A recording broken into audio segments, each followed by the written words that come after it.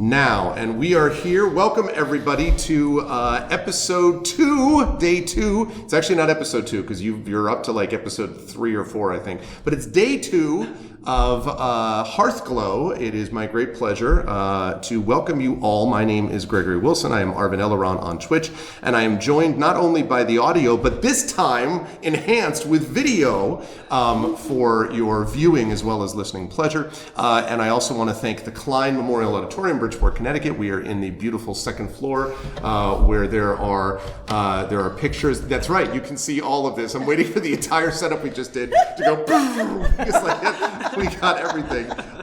So we got it here. But thank you again to Lawrence Queso, the director of the Klein, and thank you to all the lovely folks at the Klein. And we hope you have enjoyed this.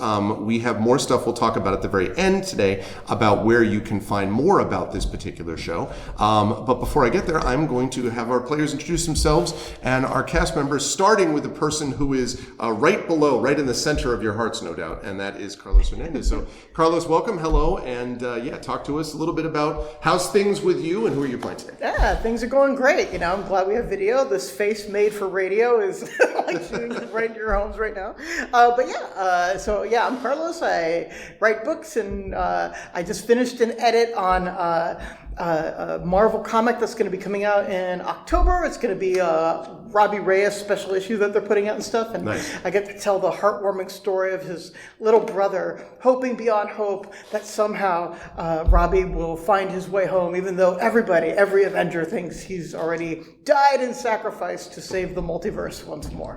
That's what I've been doing. I'm also teaching. I just taught my first set of classes yesterday. I teach in CUNY, and it was great. It's great to be back and having all of that energy that comes from being with really smart, wonderful young people. You know, I always say this. You know, the kids are all right. You know, and I get reminded every semester. Can confirm the kids are all right. Who are you playing today, Carlos? I am playing Ali Nidé. I have that here. That's right. Day. Ali has been experimenting with her name. She is Dragonborn, and there was a shocking reveal. Literally exposed herself to her friend Mog Riz. Yes. And it looks like Ali might be not just Dragonborn, but Dragonborn of Tiamat, and we'll have to see how that develops. Yes, absolutely. That in no way would overwhelm the rest of the event. I like that we have, it struck me, all of a sudden I've allowed myself to be talked into having a former Tarask and a Tiamat spawn. So this is great. I can balance everything, Chad. It's challenge rating 700. Anyway. We're only third level, Greg.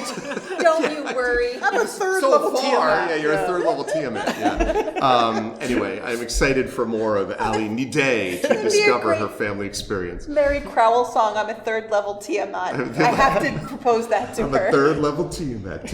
Anyway, always a pleasure, Carlos. Also a pleasure to have CSE Cooney, Claire Cooney with us. Hello, Claire. Oh, Claire, did I tell you, by the way, that when I was in the UK, which is where I was, a couple of weeks ago, I was in Blackwell Books in Oxford, and I took pictures of everyone, but I did not take a picture of your book that was in the Blackwell's bookstore in Oxford, England. So, that's because my publisher Solaris is based, I think, around Oxford. Well, that would listen. That's not the point. It was super cool. My friends' books are on shelves. Anyway, it was super cool. How are you, and who are you playing today? I'm well. I'm Claire. Hi. I write under CSE Cooney. I'm an audiobook narrator as well, and I'm under a deadline for my second book in the Saint Death series, the first of which Greg saw in the UK. Saint Death's Herald is the second one. So when we're done with this, we're going to go home and and I'm playing Mog Riz, who's so cool, like the coolest character. Definitely not a spawn of Tiamat, but the spawn of Tiamat's best friend, hyena shifter. It's not better. A hyena shifter, kind of urchin, very roguey, big hyena freckles, which just makes her awesome.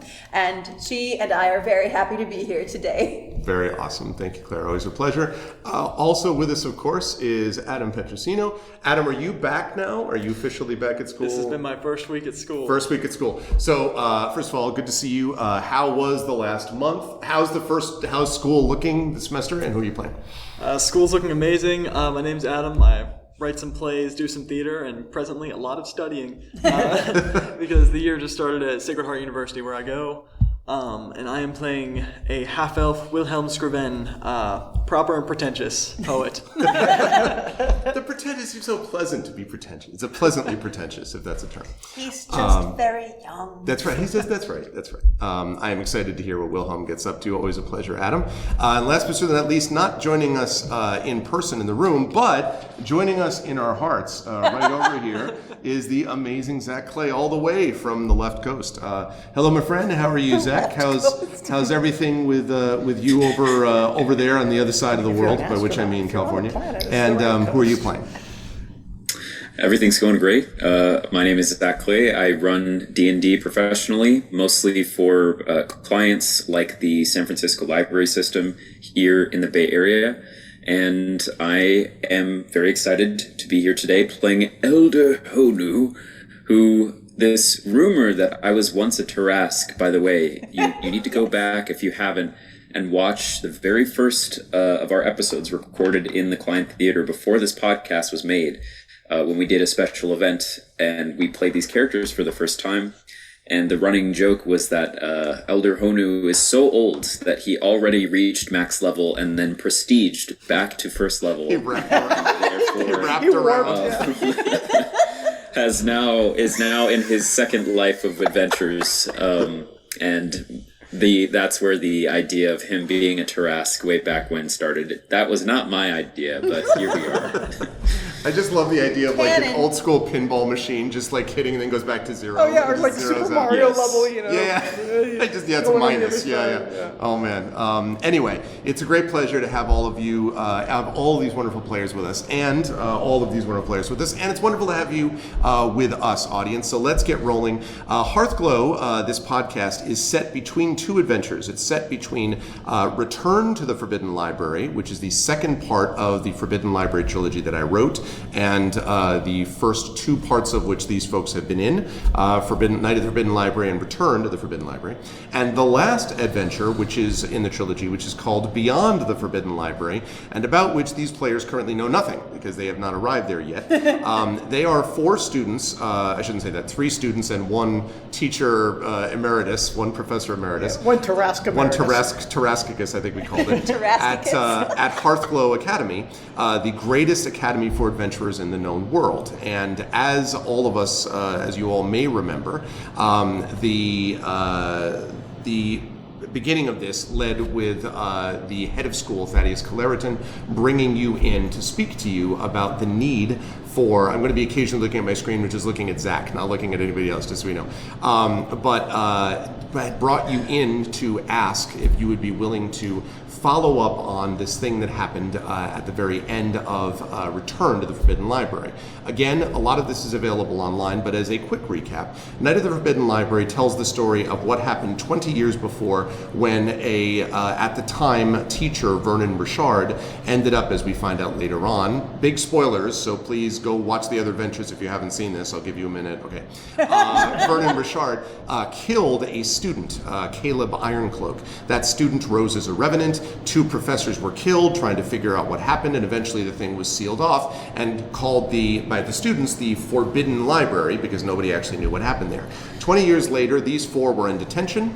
Elder Hanu was supervising them in detention, in fairness. They went in, they discovered the conspiracy, they discovered that Caleb Ironcloak was in fact this student that had been turned into a revenant, and they had been sent in here by the now assistant head of school, Vernon Richard. So all of it came together.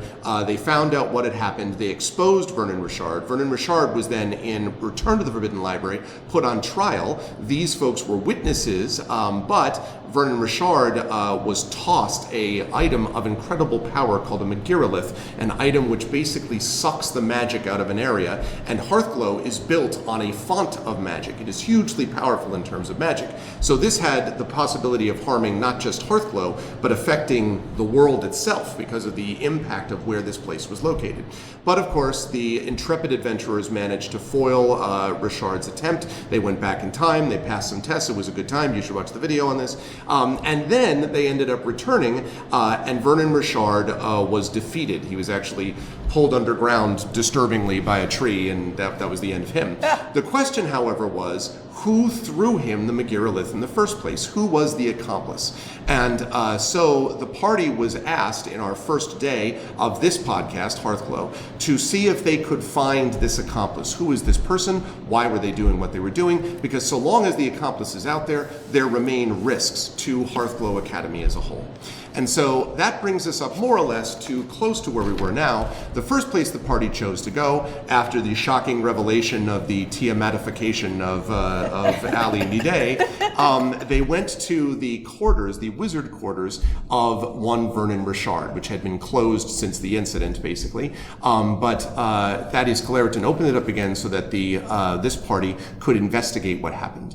What they discovered there on the first floor seemed very normal, typical place, an office where you would receive students, but there was one exception. There were scorch marks. In fact, the almost chalk outline of a body scorch mark below the rug. And as they went upstairs from floor to floor, they found a couple of notable things. Perhaps the most notable are the presence of these things that you can see on your screen right now if you're watching. And if you can't, I'll describe it for you. It is a large blue crystal in a large brazier set in the middle of this room, and there is a crescent moon around it, which has been more or less traced out in some kind of glowing script, glowing ink of some kind on the floor around it. And the reason that this is a concern for the party is that the floor below it, Mr. Round Clown, for which we will have some amazing art coming your way shortly, by the way, but Mr. Round Clown, who is an invention of Ali Nidé, touched this item. Really. Work in progress, yes. Touched this crystal, it exploded, and now we get some sense of maybe what the scorch mark was about. It exploded. Mr. Round Clown took I think all of the damage, actually, which was the point. So these crystals are clearly very volatile. What they're doing here exactly, the party doesn't know what, but it's clearly something beyond what Richard should have been working on. So, at the very end of our session, the party climbed one last level, or not last in the tower, but last in the session, to this floor that you see in front of you with this crystal that I mentioned. Yes? Did we also find, we found some blank paper that was maybe enchanted? That's right. You also found some blank paper which would not allow you wrote things like, I believe it was Richard sucks or something like that on there, which then faded away when you actually used it. And there was a mixture of inks, I believe it was, that you combined to be able to write something on there. We took all of that in our backpacks. That's right. So you have the inks and the papers. That's right. Now, the other thing I want to note about this, just before I hand this over to you folks, is remember that when you came into this room, not only did you notice the crystal and all that stuff I mentioned, but there was also a sound. You may remember there was a kind of like a very faint humming, and that was actually a sort of tingling sensation that I believe Mog, if I'm not mistaken, had felt on the first floor. You had felt like this kind of like hair rising in your arms type of thing. But in this room, you all can feel a little bit of that apparently emanating from this thing right here in the center. And again, there are another flight of stairs across the room leading upwards. One last note, there's also a desk over here in the southwest corner of the room with some, basically it looks like some standing rolls of parchment or maybe maps or charts or something right there. That's right. And then on the northeastern corner of the room, as I'm looking at it, it's the other way for you, there is a table with, again, 2 more rolled up scrolls or maps or charts or something on that paper, and then stairs leading up. That's where we came up on these stairs or these stairs? You came up from these stairs on the left. That's correct. And so now I'm going to hand things over to the party. What would you all like to do? I have one more question. Sure. Does this blue crystal seem to be set into the same kind of brazier that was on the floor before? Yes. Okay. Yes, it does. And your Mr. Round Clown gets his hits points back every minute. It's like 1 per minute, I think. 1 per minute, that's right. So in a half hour, he'd be like totally up. But he took a big hit, but not a wipeout hit. So I think he is at like, what is it, like 10 or 12 hit points right now? Yeah, I believe I had him at 10 out of 30, yeah. Yeah. And so since the second floor to the third floor, it's been a couple more minutes. Well, I don't, not necessarily. I think Okay, it so we probably just kind of ran back. We ran out and we're just entering. I think maybe we should take a little sit down here and let Mr. Round Clown have a breather. Yeah, I could guess I could use a breather. Maybe we shouldn't go too far into this room. We should maybe just take a look around from here to safety of this area. What do you think? Do you think if we walk around the crescent, maybe we can get to those papers? All right, why don't you go? I'll keep an eye on your back. All right. Well, no, wait. Mr. Round Clown, you don't mind going? No, I don't mind. I use my Ventriloquism. well, not ventriloquism. I'm forgetting the cantrip name. What is that called again? The prestidigitation. Yeah. So Okay. I use prestidigitation. No, I couldn't let him go by himself. He's too adorable. Oh, Mr. Round Clown, don't be rude. And I don't remember how quite Mickey Mouseified he was. well, she's trying a couple voices. You know? She hasn't, I don't think she's landed yet where she wants to. A couple of us be like, well, my friends. No, that's a different South Park sounding poo, I think. But I don't want to say for copyright Yeah, fair, reasons. fair. But so Mr. Round Clown, the wounded desperately will be joining Willem. Okay. So the two are going to go together? Sure. I can still go in front. I don't want to fully harm him. Oh, it's my job to go in front. I don't mind. All right, go ahead. Okay, so where are the two of you going on this map then? I think so if you're directly- starting here, so Directly adjacent. okay, Well, you mean like right here along the wall? okay, so you're going to stay out of the way. Okay, so right, so for those of you listening at home, they're going to hug the southern wall, avoiding the moon and the crystal, which is in the center of the room, and it's large. Like the room is not very large, but the moon and crystal are a big part of it. So they're going to hug that over to the desk. Okay. So when you're pointing, we see your arm in the camera, but we're not seeing the pointing because what you have is a digital version of what this is, right? That's correct. Okay. That's right. Because I keep looking here to see where your fingers are pointing. Oh, I mean, I guess that's true. I guess we could do either one now that I think of it. So I just want to make sure basically- that Zach can see what we're doing too. Right. That's fair. So I've gathered. like that. So basically, you are going to go from. Let's see if I can freehand this for a moment. Like, oh god, awful arrow, but basically that way, right? Except not taking a south, a turn south of Albuquerque. Okay, so now question: are you going? Are you hugging the wall, or are you just sort of walking, not trying to step on it, but just walking normally, or are you like really? I was going to really hug the wall, but now thinking of it, if we have a mage hand, I have a mage hand. we could just grab those papers from the desk. Oh, okay, sure. I cantrip up my mage hand. And I will say I'll tap Mr. Round Clown on the shoulder with my mage hand, and I won't use prestidigitation because I got mage hand up, but I'll say, "Excuse me," as if I did have prestidigitation. And I'm going to swoop and zoom my mage hand over to the table there. Okay. Now, when you try to swoop your mage hand, when we get here, Oh my god. right, the hand begins to basically almost flicker, so, right? And then, so here, it basically winks out. And I want to point out, it's when you get it here. Okay. Anti-magic field, anyone? I don't know. Who's good at wizard studies? I'm mostly just sneaking. I don't know if any of us are. I'm trying to be better about it. Yeah, me too, but I just started those classes. Allie, magic shit stuff? I'm a very bad teenager, sorry. Grew up on the streets. Yeah, I mean, I could make an Arcana check. Yes, I was going to say, you can go ahead and do that. By the way, for those of you listening at home, the unbelievable sound of is the sound of Carlos's 20-sided die hitting the ground. So Show the camera, kid. Yeah. So this is how we kill Indiana Oh my Jones. god. Like on the recording, it's just There it goes. Okay, that's a 15. Jeez, that hits the mic, it's going to destroy it. Right. Yeah, so you're pretty confident, Allie, that when you saw the hand going over there, it was not an anti-magic field. You think it might actually be the opposite. You think that there is an incredible field of almost like static that it's trying to pass through, so that when it goes there, it's being overloaded or overwhelmed. I'm not using very magical terms, but you know what I mean. Right. By some magic that seems to be close to this particular area. And there are 2 candelabras, I should have mentioned, by the way, that are all with blue candles that are glowing. And incidentally, the tips of these candles, now that you're looking at them, do not appear to be flame. They appear to be blue crystal. The same blue crystal that you see in the middle. Interesting. That are now filling Mr. Round Clown's nice armor. Right. So I'll, of course, pass on this information, be like, looks like we're having a little magic surge action going on here.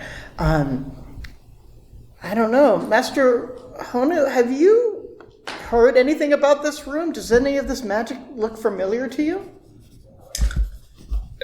The elder, my character does want to do something, but does any of this look familiar? Can I make maybe like a history check to see if I can Possibly. identify? It depends on what you think you're trying to remember. Like, what are you trying to determine? I'm trying to remember that this type of magic probably would have been covered in another professor's course, I'm imagining. The Elder Honu probably would have covered, more druidic nature things. Right, so you're trying to remember back to like spring of 1302 is what you're talking about. Yeah, trying to 17. remember like, what was that one course that one professor was telling me about over lunch? Okay, I will allow you to make... So you're looking for history, not arcana? Because I would have... You know what? I'll give you that at history. I'm going to give you this at disadvantage, though. I know what you're trying to do, but this is it's a bit... All right, it's the same high degree either way, but... Okay. That's a 7. So, yeah, I mean, you remember having had many classes in your time. And you remember very well the crisp air of the fall and the sunlight through the windows and the sound of excited students, but you don't remember. The taste of apples. In that case, the elder is going to simply walk towards the 2 scrolls, following the path of that blue arrow that you drew. So just not trying to cross over any part of this ritual area, but just walking confidently. He'll say, "I don't remember, but I suppose there's one way to find out." Teach, be careful, be careful. I don't know if this is a good idea. I have a shell. No. I'm gonna Can't argue with that. I'm gonna duck back down into the stairwell because the last time somebody did something too close to the crystals, they went everywhere. So I'm just gonna be a little cowardly and duck back down. Mr. Round Clown is going to accompany, though. He's going to accompany. He's going to go behind. Okay. Wilhelm, what about you? I'll wait back now. I think I'm also going to back up the stairs. Okay. So now, Mr. Round Clown and Elder Hanu, you walk across. When you get to this aforementioned square, which is the square right here, that's right next to that candelabra, again, you feel this, I would say, almost an intensification of that, what I've been describing as the kind of the skin vibrating, the skin, you feel your shell slightly shaking. And it feels a bit as if you're being buffeted by a breeze or a wind, although you are not actually being knocked off your feet. It doesn't stop you, though. It doesn't hurt you. You're able to walk past it and get to the desk. And once you're past the candelabra, that feeling subsides, although it doesn't disappear completely. Yeah. Mr. Round Clown has a big red nose, so I imagine it glows like the operation guy. It just goes... And you're trying to avoid touching the candelabra, very operation-like. Right. So, all right. So you arrive, the 2 of you arrive, Mr. Round Clown and Elder Hanu arrives at the bookshelf with the scrolls and so forth on it. Okay, I pick one of the scrolls up and unfurl it to figure out what it is. Okay. It appears to be a receipt for the purchase of at least 7, it says 7, parentheses, 7 item, large braziers. And the address is set in a city that you are not familiar with. It's on 55 Magico Lane in this city. And it has an item breakdown. I will mention the one thing, though. Each of these braziers, 1,000 gold. Ooh. Hey, you The one you use just 7 blew up braziers. 1,000 gold brazier. Just to be, actually, no, the brazier didn't just get destroyed, actually, in fairness. That one, remember, didn't get destroyed at all. But it may explain why the braziers are so resistant to damage. Right. Allie, you need 7 golden braziers. We don't know this yet. Yeah. Yeah, the elder is going to, with the scroll open, just sort of squint at it a little bit and say, So is Mr. Roundcloud. he'll kind of roll it back up and say, For some reason, Vernon was buying lingerie, and quite a large amount of it. I knew it. Hey, was it like and- solid gold lingerie? I love this. I want some. It's an order for 7 braziers. Braziers! Allie could use 7 new braziers. he'll hand that scroll to Mr. Roundclown and say, Go let them take a look. And Mr. in the Roundclown, meantime, just for the audience's sake, doesn't have hands. He has basically these fans with spikes on them, sort of like the wuxia, like fighting fans. So he kind of like claps his hands together and meanders back over to the group. Do you want to show me? Okay. I don't know if Oh that's yeah, possible. I didn't know if you want to reveal it or not. There was amazing art, which is done by who? Rebecca Hudson. Rebecca Hudson. Thank you for doing this. This is super cool. Rebecca Houston, who did the art for Negocios Infernales. Okay. So is it okay? It's to fine reveal? with me. This is a moment where, There we go. This is Mr. Yeah. Roundcloud. We have a whole workup of a sheet. oh for my Mr. gosh. Roundcloud. I feel like the minute I see that, I want to be playing some Right. it's like panpipe belly. Karate Kid music with the fans. Right, but none of the balls touch each other. They're held together by magic, and the fans are constantly like swirling around, orbiting the balls on the ends of the limbs. But yeah, it has one cycloptic eye, one red nose, and one weird cycloptic mouth. I guess. But yeah, so comes back over, hands them Yep. to. And the two of you now see this yeah. thing. Well, I think it's our next destination then. What, this magic street, the city? Yeah, possibly. Yeah. So yeah, I'm looking down. Besides the braziers, were there other Braziers. braziers? Why do I keep hearing an overlord echoey DM voice in this room? That's right, and it's pronounced Jif. Vernon Richard's voice. They're braziers. But so, are there other items like did he invest a lot in chalk to outline student bodies or anything Yeah, like no, that? right. On this receipt, that's the only thing you see. Now there is another scroll on top, and then there's a number of like books and papers and journals and things that are in the shelves. But there's only one other thing on top of the shelf besides the one that you took, and on the one you took, Yeah. it's just the braziers. Okay, so the elder's going to pick up the other scroll then to read it as well. Okay. When you open this one and you sort of you untie it and open it, it seems to be what you think is a half-completed invoice that looks similar. Except this one says something about there's a different address on this one, but it also is like item 6. This one says something on the order of 40, item 40. And then it says crystalline structures of the following magic types. And then you get 5, and then it trails off. And you don't know if that means that it's incomplete or if something else, Elder, has been done. You'd have to look at it. It looks a little odd because it just stops. Almost like it could be subject to the magical ink that we encountered earlier, maybe? Conceivably, or it might have been erased. Okay. All right. Interesting. The elder will do the same routine and let the others look at that scroll, and he'll also call out and say, I think as long as we don't get too close to the crescent or the brazier, then we should be fine. All right. And he'll gesture for you guys to come over. Good. We'll head that way. You said it was a different address? Yes. Do we have that one as well? Different address. Yeah, this is 73, and this one just says Elm Street, 73 Elm Street.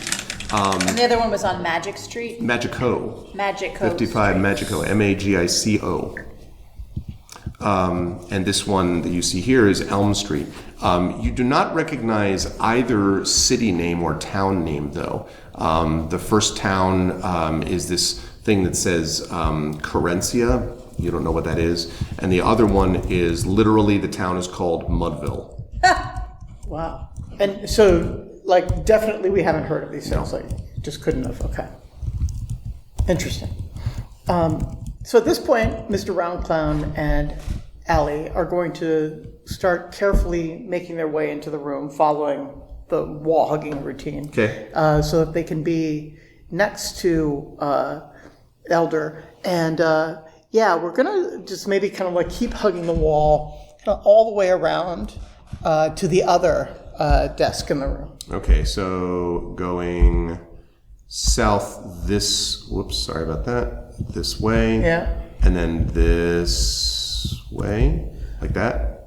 But heading to the other table, right? Right, this is okay. the, yeah, oh, it's a little blocked by the thing, but yes, it is the other table. Oh, We're okay. talking about this table down here, right? Well, so yeah, because we're here right now, right? Yeah, so this one, yeah. Yep. Mm-hmm. Okay. You could do that. Or so you're in. Who's doing this? You and who? Round Clown. Okay. The rest of you. So I cautiously peeked my head up out of the stairway, and I've seen where Allie's heading toward, but instead of going the long way, I'm just going to cut across and meet her at the other table if I can. Ah, okay. So you want to go down this way? Yeah, but hugging the wall, and I'm so sneaky and quiet. Like that? Yes, so sneaky and quiet. Okay. Are you sneaking? So I'm sneaking quietly. Let's have you make a stealth roll then, please. Jitty D or liquid core? What's a good stealthy? I'll do liquid core. Stealthy. I gotta be real stealthy, guys. 15 plus 7 is 22 stealth. Okay, so you very silently, probably, Elder Hanu would be like, "What's happened to Mog?" I'm sneaking. So, but Mog, when you get to here, Oh God. right here, Oh dear. the vibration that I have previously described becomes extremely uncomfortable, like itching powder on your skin. It is very, very disconcerting. And it feels nothing so much as this very strong magnetic field. It's not actually magnetic, but it feels that way. Now again, it doesn't stop you, but you have the feeling that if you went closer or whatever, it would get, It would disintegrate me. well, or you'd be made to feel extreme. I don't know, you'd vomit something, you'd feel very uncomfortable. Once you get past that and you get over to here, All of my fur is sort of zzz. Yeah. I'm a little puffy right now. your feeling that feeling subsides when you get down to that desk in the southwest corner. So as I'm passing the other Scintillating. candelabra, experience the same thing as the first candelabra? Yes. Because that's really what I wanted to Yes, pass you can like stay that. a little further away from the second candelabra, but pretty close. Yeah, no, pretty much it's a similar thing, yes. Hey, Elder Hanu, teach. Yes? What do you think would happen if I cast a witch bolt or a ray of frost at one of those candelabras? Probably another explosion, so please don't. All right, teach. I was just making sure, just in case it was a good idea. I was wondering if Right. there was a way to unplug this thing, though, if we did move the candelabras, or at least remove the jewels. Maybe something not so violent, though? Could we I think what I'm still confused about is what he may have used this for. That so far is not obvious. But what have you found over there in the corner? Yeah. Yeah, so we're at that desk. So the desk itself has a number of those books that I mentioned before, books and sheets and things like that. And then there's this stand in which there are these long rolled up pieces of parchment, charts or maps or something, but they're rolled up. There are 3 of them in here. I wouldn't mind just, unfurling my buddy here, Wilhelm. He just loves papers. Yeah. And I know that my buddy Ali likes to make my buddy Wilhelm very happy. So I'm going to look at these things. Everybody gets presents. Well, yeah, and of course I'll take a look at one too. And I do want to test something else as well. Okay. I'll talk about the looking in a minute. What do you want to test? I just wanted to do a full circle around this whole thing going on and see if it's stronger in any points, or because the crescent is facing this way, I have an inclination that it's forcing the power that way, almost in a circuit. Mm-hmm. Do I feel any current from the way I'm walking? You don't even have to do a check to know that as you're going around, the energy does indeed feel the strongest at this left side, which is, for those of you not able to watch at home, this is the side that is closest to the crystal sitting on the brazier, and without the moon surrounding it, the crescent moon. So basically, it's the most exposed. That's also where Mog had that very uncomfortable feeling. That is where it is clearly the strongest. The candelabras to both north and south are sort of the second strongest, if you will, and then the weakest feeling, although you can still feel it a bit, is on the right side, the eastern side of the room, here, where you're farthest away from the crystal with the moon there. The moon's butt. The moon's butt? Yep. Does it seem to be warding it off at all? The moon on the ground? Or is it just... Unclear, but the sensation is less here, and there's no particular reason distance-wise that it necessarily would. All right. So it may be... It's possible that it's a kind of warding glyph or rune, yes, but it's a huge one. It's a lot bigger than anyone you've ever seen, nor are you familiar with the moon part of it. Gotcha. I'll make my way around to them then. Okay. Mog, when you open that first chart... Because there's 3 big ones, right? There are 3 big ones. And it is a map. It is a map which seems to be providing directions to a region that is known as the Emerald Darkness. Ooh. Now, the Emerald Darkness is known, all of you at Hearthglow know that the Emerald Darkness is a dense, difficult forest. It is to the south of Hearthglow, and it's actually outside of the city in which Hearthglow is set. It is called this partially because even avid hunters and explorers try to avoid it. It's not a pleasant place. There is a sort of strange vibe about the inside of the place. There's been lots of noise in the city about the possibility of cutting it down at some point, and there's always like, we should do that, and then everyone's like, yeah, we don't have the money, let's not do that. And so there is a little bit of money that's paid just to keep it from encroaching upon the city proper, but it is a place that's sort of, most people try to avoid it. So the fact that there is a map here is interesting. And there are a couple of paths through the Emerald Darkness, but it isn't really a map of the Emerald Darkness. It's about getting there and leading to a couple of entrances into the forest. So that's one of the maps. Oh, the Emerald Forest. I heard of this place. Put it in my... I'll report everything, but also I'll try to find a place to carry it. Okay. Second map is of the mountains that are to the north of the city that are popularly known as the Spikes. These are probably several hundred miles to the north. And this does seem to be a map of the mountains, of the mountain range. There's a couple of pictures that you see of like marks of certain towers and things like that. But it's a good distance. The mountains are, as I say, several hundred miles away. So the forest is to the south, the mountains are to the north. Right.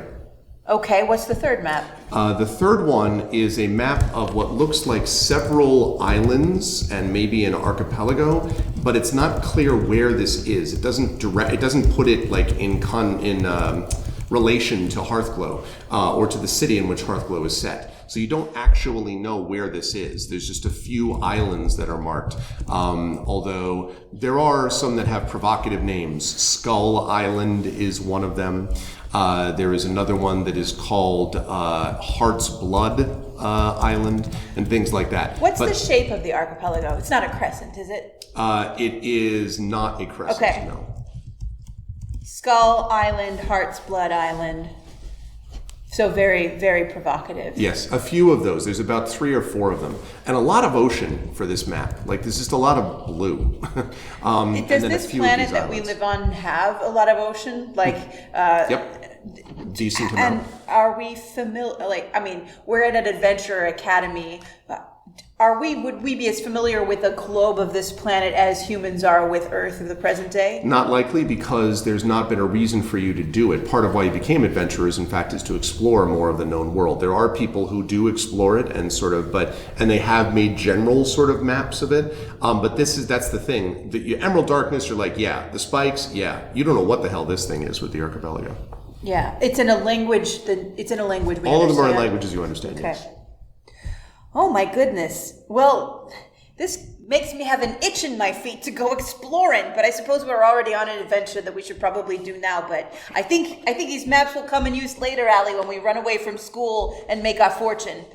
Wilhelm, you can come too. All right. Hey, Teach, you can come too, you know. Who needs Hearthglow, right?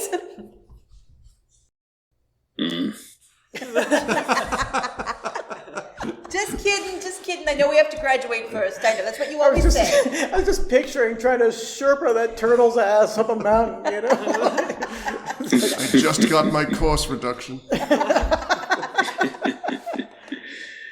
And on these Well, maps, Yeah, go ahead. go ahead. there is no signifying imagery or talk of crescents or moons or any currents, maybe with the ocean one.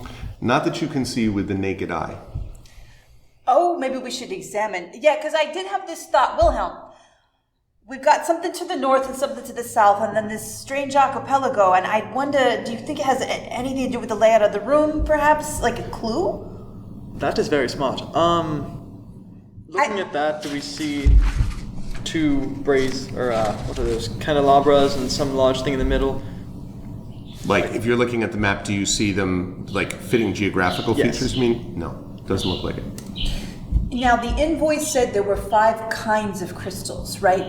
Let me just double check. The invoice that you found, Teach, over there, it was an invoice for 40 crystalline structures of the following magic types. Right, but then they said 5 was just the first one of those types. You don't know how many 5x. types there Oh, right. were. So, like, Yeah. so these could all, the crystal we encountered below, this could be the second of 5 of this kind of crystal, or it could be one of 39 other kinds of crystals. Is that correct? Maybe, if based on what the receipt says, the invoice says. Oh, it's just so difficult. Are the mountains or the forest known for having resources that are magical, crystalline resources? Certainly the mountains have crystalline resources for sure, but it's exceedingly difficult to mine. It is very cold up there, and there's lots of monsters. In fact, one of the pipelines for Hearthglow is sending adventurers and training them to go up to the spikes, because towns and miners need escorts, to be able to go in and do their work. It's exceedingly hard, though. If you could mine it, you could make a fortune up there if you could figure out how to do it, and you're not taken out by a Yeti or, Ice Dragon or one of those deals. All those guys. Yeah.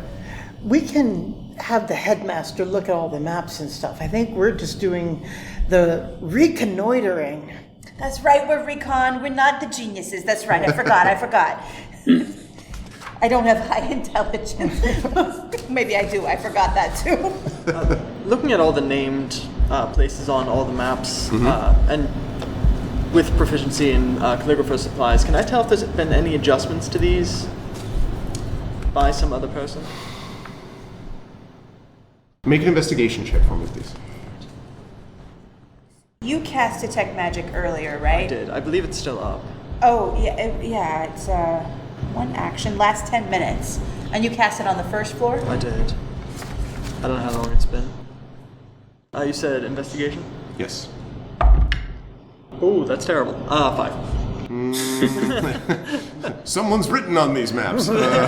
Originally, you don't know. Can I bend over with him and also check, or is it one roll for No, it's everything? reasonable. You can try to investigate if you wish, just to see if there's something you could spot. You may not be able to at all, no matter how well the roll goes. And the detect magic isn't pinging anything off of these? Sorry, I'll come back to that on the detect magic. 20. Natural 20? No, 15 plus 5. Okay. It's hard to say. It doesn't look obviously tampered with. It's conceivable that there may have been some sort of magical thing used or not used, but you wouldn't be able to tell that from this. It's not obvious that anything's been done. But on the detect magic point, that's his magic. So. sorry, that's right. Your detect magic. I mentioned before that there was evocation, right? That was on, I believe, down below in the crystal. This one does radiate enchantment, but it's faint. All right. I think I know what it means. On the receipt, it's 40 crystals. Yes, 40 times 5, or no, 8 times 5 is 40. There's 8 schools of magic. This is a different school of magic from the one downstairs. I'm thinking there's 5 crystals of each school of magic that they've ordered. Huh. That's amazing. I don't know what that means for us, but... Hey, but if this is an enchanted map, can we disenchant it? Are we very powerful? Do we have like a ring of disenchantment? Hey, Teach, can you disenchant something? You know what does disenchant things? What? The candelabras. Oh. Or at least it dispelled your hand. Maybe it has some effect. I think it maybe sucked the magic of my hand into it. I'm not sure. We could bring it over. Yeah, maybe bring it over a little closer. Possibly. And you see Elder Honu just like holds up a clawed hand and says, I'm not sure there's a puzzle here that we need to solve. I'm convinced we should just continue before we accidentally blow ourselves up. And he points at the stairs. Oh, you're so smart, Teach. Okay, we'll bring these to the headmaster, okay? But not before I make a copy for us. Which you do right now. I got all this blank paper. 7 hours later. No, I was thinking like that, that dun dun dun dun dun dun, like it's just a machine, like super, And roll for dexterity or performance. Yeah, right, exactly. You're spectacular. No. Okay, so you're gathering these things up. So you're keeping the map. Like, what are you keeping with you? I definitely am keeping the 3 charts. Okay. That's what I receipt, particularly found. And sorry, you have what? The receipt. And the receipts. Yeah. the receipt, and then And are you doing anything with the candelabras or no? Should we try some? once we're on the stairs, I could try to shoot a ray of frost at them or something. I don't think that's a Are you great asking idea. me in character, or are you asking Elder me as a Honu player who will- wants to do something with the candelabras really badly? I'm asking you as your player inhabiting your character. Right. Yes. Elder Honu does not want us to put ourselves in danger, but if a stray frostbolt is shot as we're leaving the room, then sure, but he will try to actively stop the students from messing with this unknown ritual device thing. What are you I gonna feel say? like probably my character would have been shook by seeing something as big as Mr. Round Clown get, severely perforated by crystals. Yeah. So that's why I may be like more anxious than normal. I may be brash normally, but I may be like, hey, Teach, should I do this? Like, I have a natural inclination, but I will allow myself to be influenced by my favorite mentor. By the way, we're probably up at 15 points for him now, right? It's been about 5 minutes, I Yeah, would guess, so- in game terms. So, Right. all right. And so detect magic is probably Yeah, it's going probably down any down second at this here. point. Okay. All right. I've got one if we need it for sure. Oh, wonderful. That sounds good. From before, the papers with the mixed inks, did they give illusion magic off or no? I'm trying to remember if they did. Yes, I think they did, actually. I believe you did a search on it, and I believe you detected it. I believe they Then did. just one of those papers, I want to get them close to the candelabra. Okay. And see if that. Do we have a pole we could put at the end of? Do you know what I mean? That's very smart. Or maybe- Mage hand. Nope, that disappears. Adventures Packs I often hold had out different my- poles back in the day. We can use my quarterstaff. Oh, we do, but let me see. I have rapier bow arrow, just in case I have something that we can live without. You have a crowbar. I do. I've got Selfie stick. sorry. I got string. I did. Well, okay. Let's use your quarterstaff unless somebody has something longer. Pole arm. Quarterstaff is pretty long. Okay. Yeah. Okay. Shall we? Well, I can tie it on with my string to your pole arm. I mean, your quarterstaff. So to be clear, you're tying on the paper? One of the enchanted One of the papers enchanted from below, papers. the floor below. With the string, okay. And then you're going to put it and then sort of push it over near there. Nothing seems to happen to the paper. All right. And We're no, all set. no writing glows or No writing glows on it now. Should we try it with a map too, just because? Just in case. So, Burst into flame. Also does not have an effect on the map. All right. is there any like a louder buzzing or anything that happens? Not when because you're standing by the wall, right? And you're using the Right. So no. So it's interesting, like living things. Yeah, or Mr. Round Clown. He's alive. I'm alive. You are, darling. You're the cutest, Mr. Round Clown. And so my mage hand is not living, but it's part of me who am living. Do you think that's what it is? It's very possible. Interesting.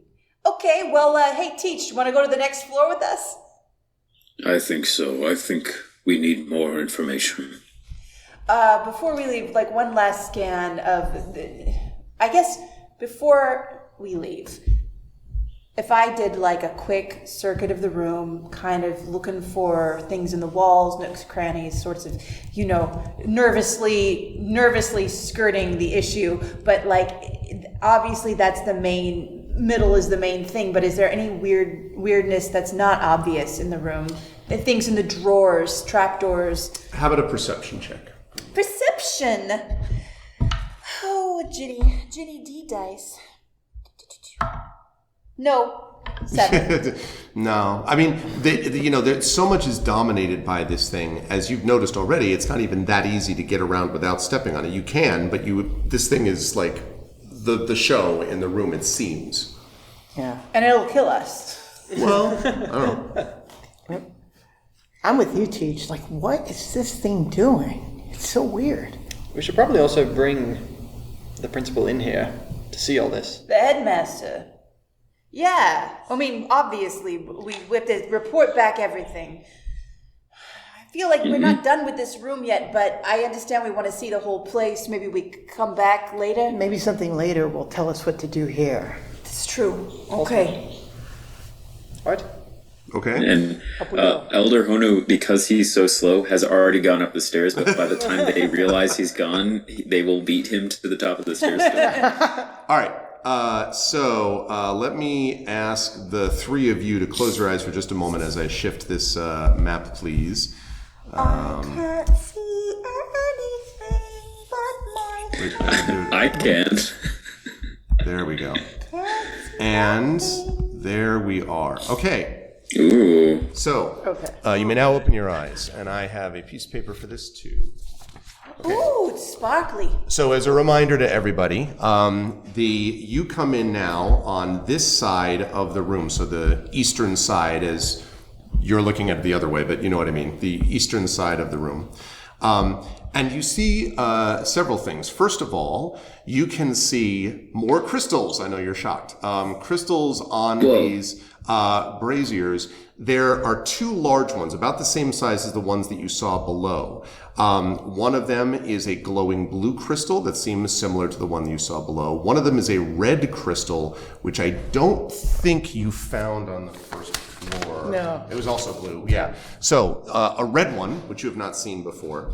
And in the middle, there are a set of smaller crystals set in a serpentine line between the red crystal to the north and the blue crystal to the south. And around, though, that line are 4 flames. And they're clearly magical because they're not burning the wooden floor. They are set on small, little, tiny braziers, I suppose.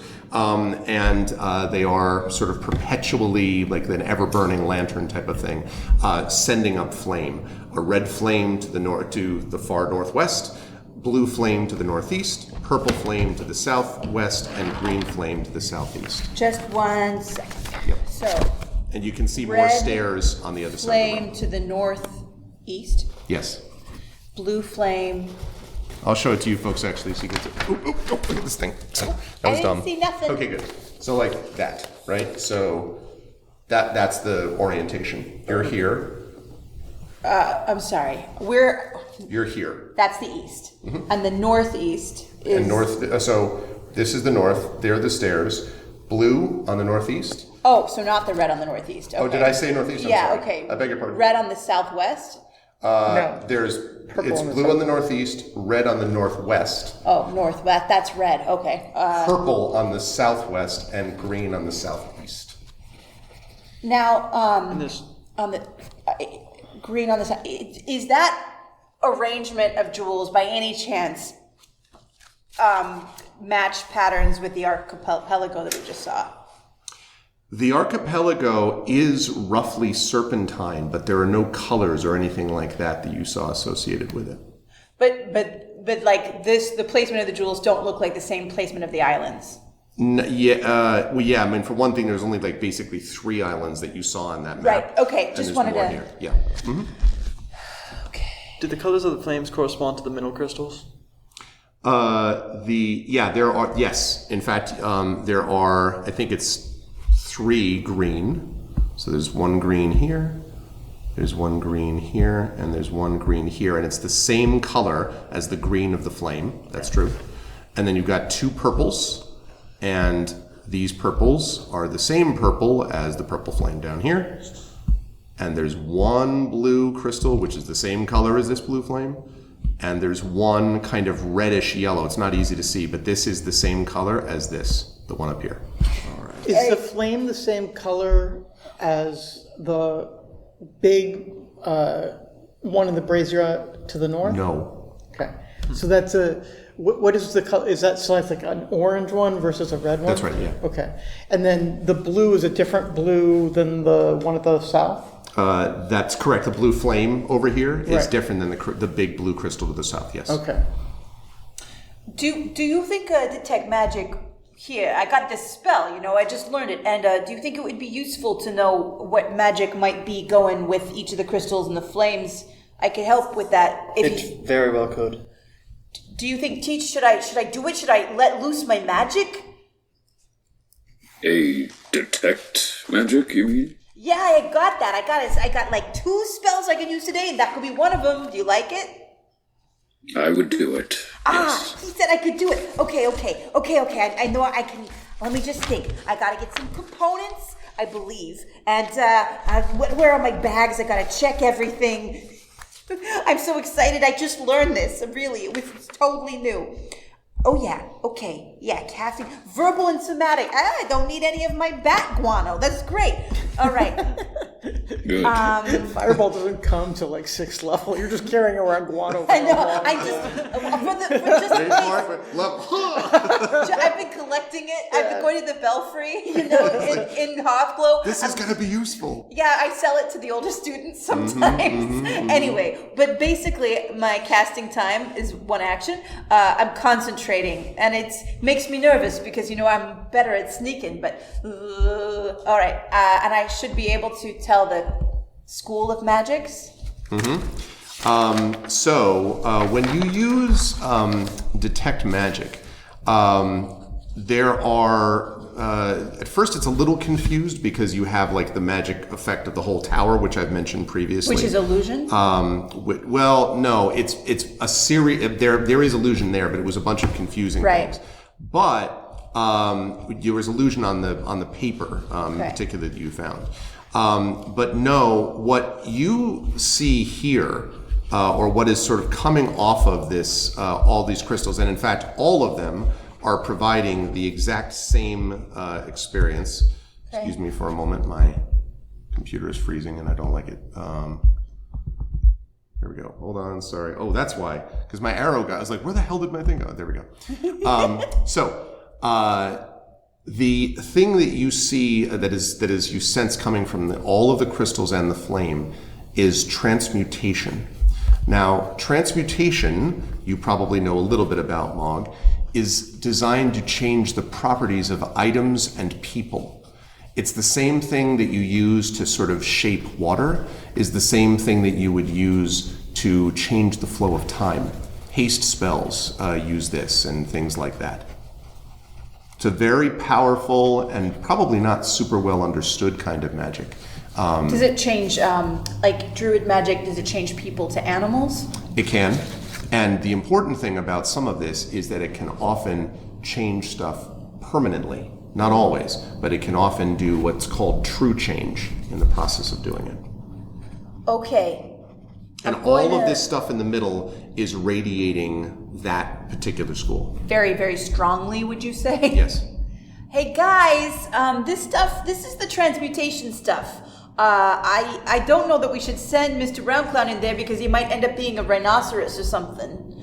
Mr. Round Rhinoceros? Mr. kind Round of Rhino.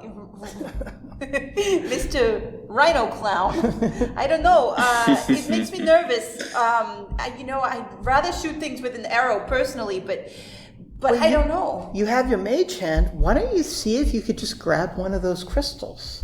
Which one do we like? We like, the green one's kind of pretty, right in the middle. Well, there's one crystal that's singular, right, that doesn't have any matching partners. Oh. How about that one? The one by the green one. Yeah, the green one that matches the green. Do you want that one, Allie? I'll give you that crystal. I do like green. Okay, now if I do that, my detect magic will go down, so maybe I should... It won't. You don't have to concentrate on mage hand, do you? I don't know. Eugenio? But do I have to concentrate on detect magic? You can hold one concentration spell. Oh, excellent. Well, then I'll mage hand I'll mage hand the crap out of that right there. Heard a shiz coming up. I'll mage hand that shiz. Okay. Which one specifically, Mog? The one This that doesn't match any of the other ones. The kind of. This? This which one? do Is this you- one Carlos? This one in the middle? I was thinking the green one that I thought you said that there was one that didn't have a match to it.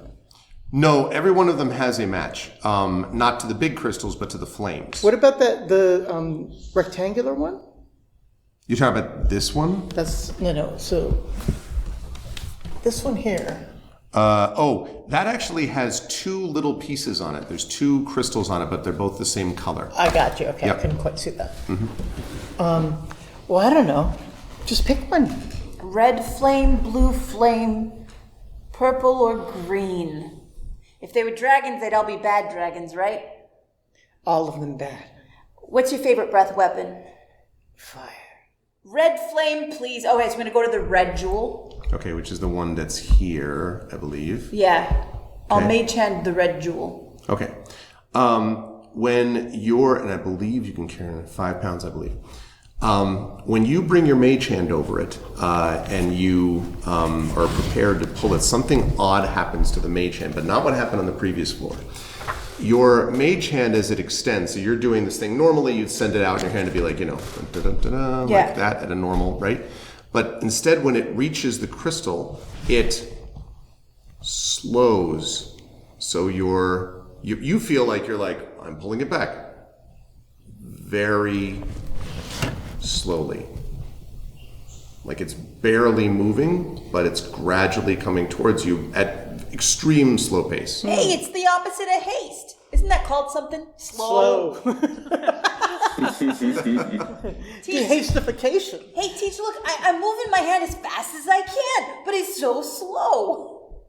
This is familiar to me, yes. I just got Are we gonna have to wait for 5 minutes for it to if it goes at this speed, is it- yeah. Okay. The elder's gonna take another risk and approach the line of crystals and attempt to aid the mage hand along and fully separate that red crystal from the line. Okay. So you're by literally grabbing onto the crystal along with the mage hand? Yeah. Okay. So when you do that, when you grab onto it, you have a very strange sensation. You have the feeling that although you're moving your body at its normal speed, your hand on the crystal has slowed. And all of you who are used to seeing Elder Hanu go awfully slow, see the hands. And Elder Hanu here is like, whoa, you're doing his usual thing. But the hands it doesn't look like they're straining. It just looks like they're holding something, but at an incredibly slow pace as well. Am I able to let go? Yes. And when you do, Okay. it's, All right. and then when you pull back, Well, why don't we let And my then- mage hand work on that for a while? Yeah. And I'll look around with my detect magic for the rest of the room, or if the crystals are the show, right? But is there anything else in here? not that you can tell above that, the transmutation is pretty overwhelming, actually. Yeah. I want to put a hand near to another crystal, see if it has the same effect or Which something one? different. So the red Oh. Big purple one. red jewel. Okay, so we're talking about this one over here? Yes. Okay. When you pick up the purple one, Purple jewel. I need you to make and you're literally picking it up, right? I was just gonna put my hand on it. Just on it. Okay. I'm just gonna see once I come into contact or like around Trying to it. find it. Should have brought my spare crystal. Oh, can I borrow that 20? Oh, jeez. Okay. Yeah. Sorry, the entire colors. Okay, so you put on it. Yep. Nothing. Doesn't seem to be doing anything else. Not slowed or anything? Well, you just have your hands on it right now. Yep. Should we put them in the fire? Of the same color? Try it. Well, no, wait, there no. is I no don't know. same color, though. There's no fire of the same color. Of this one? There is the fire small of the fire. same Okay, color yes. for. You gonna try I to would give move it a I try. don't know. I can. I'm gonna try and lift it now. Okay, I need you to make a dexterity check. Okay. For a reason, because when you pick it up, it does this. Like 50 Oh. times as fast as you were trying to pick it up. Oh. All right. Dexterity. Just straight dex. Yes. 13. You want the good news or the bad news? Oh, the bad news. The bad news is you are not fully able to control this from leaving your hands. The good news is you can sort of direct where you throw it. Okay. Yeet it into the flame! No, he's got to make this call on his own pretty quickly too, because we're Okay. doing this in split-second into- increments. The wall past the flame that way. Trying to not hit anybody. Okay, so like over to the western side, the western wall. Yep. Through the flame or over it. Like, are you trying to like pass through it? Let's try and touch the flame, yeah. Okay. So when the crystal hits this flame, two things happen. First of all, the flame like flares up, and the whole room like rumbles slightly, and the purple crystal at first you think disappears entirely, but then as you look, you can see there is a glittering purple powder or ash that settles down and around the flame as if it has been utterly consumed. Pulverized. The flame now, though, that purple flame, is continuing to burn very high. Not like it's going to burn down the room, but like, you know, Very it has vigorous. been kindled, yes. Yeah. Is there any heat? You'd have to go over to see. Right now, But you're standing no, on the okay. opposite side. Not that you feel from here. no. Not that I feel, but like candle flame to bonfire would change a temperature of a room. Yeah, probably. no. Oh God, do you think that was a good thing or a bad thing? I think maybe it's a good thing. I have no idea. Maybe we should do the others first, get them all kind of even, Sure. and then do another round. How's my red jewel going? It's getting closer. It is. Can I I think mage you got hand about, it? what, 2 minutes left now on it? As I'm mage handing it, can I alter direction toward the red flame? I mean, yeah, but I mean, technically, the thing is, it's going because you picked up this one, right? Right. So, yeah. So let's say that it gets. Let's say that you brought it here. So now you're like that way. Yeah, You wanna yeah, go? yeah. Okay. But now, important, not over any other flame. Like, No, you're- I'm trying to match flames like my buddy Wilhelm. He's so smart. Okay, Schnell. I need you to make an Arcana check to see how well you're able to control this. This is you remember the operation game we were talking about before? This is the operation. There you go. Now, Arcana, that's okay. I'm fairly dexterous. I don't know, but I guess it's Arcana. Yeah, I'm more dexterous than I am arcane, but whatever. Liquid quartz. No, we'll do crystals since we're doing crystals right now. Okay. Good luck. Fluorite. Ooh. This is what Arcana you said? Yes. Plus 3, 18. Okay, so the good news is, yes, you are able to control it. The bad news is, like, it's still Slowly. going just as slow. Yeah, no, I don't care about that. We're talking maybe 10 minutes. It'll maybe get there. Like, yeah. Actually, Mage Hand is Magic 10 is minutes. so boring. I think. You'll have to just cast it again. Anyway, yes. I'll just, because it's cantrip, I could keep recasting it. Right. That's right. I had this image of whether you wanted to, like, toss it up, recast it, and catch it again, but we'll worry about that problem. All right. Yeah. Yeah, So yeah, exactly. I'm mostly concentrating on that and just like sweating. Okay. Elder Hanu, what are you doing through this? And then I want to check in with Wilhelm and Allie. I think the elder is going to try to cross to the other set of stairs. to see, not to go up them immediately, but just to see if it's possible. Are you going to walk through this imagery? I'm just going to walk through the crystals, or are you going to walk around them? Well, given that I don't really see that I could walk around any, I have to cross at some point. You will, yes. You could try to hug the wall near the big crystal to the north or south, but it would be difficult. You could also try to jump over the crystals in the middle, because they're not that tall. The purple flame is pretty high right now. But okay. What I was going to do is, because that southernmost red crystal is in the process of being moved, and the southernmost purple crystal is now in the flame, there should be a little space in there for me to cross yes, through. Actually, that's true. So you'd want to make your way more or less through this way, kind of, basically? Okay. Yeah. Okay. Yeah, you can do that. While the Elder is making his way over, Allie, what about you? Mr. Round Clown and I are going to make our way over to the green crystals. Okay. We're just going to... Well, I'm going to reach and grab one of the green crystals. Okay. And you are not Mr. Round Clown? I am going to do this. You are going to do this, okay. When you reach down to the green crystals, you sort of reach down to it, and you all see Allie kind of, disintegrate. Oh. Freeze? Is there any kind of slow blink? No. No, God. Oh. Elder Now, Hahn- your experience is you're like, oh, interesting, it's a green crystal and blah, blah, blah, blah, blah. But all of you just see. Interesting. So, since I'm having my experience... And for those of you, I'm sorry, I didn't mean to interrupt Carlos. Those of you at home, that was them not moving. Allie not moving specifically. Right. Yes. So since I feel like I'm just moving around, I'm going to try to take this over to the green flame and drop it in there. Okay.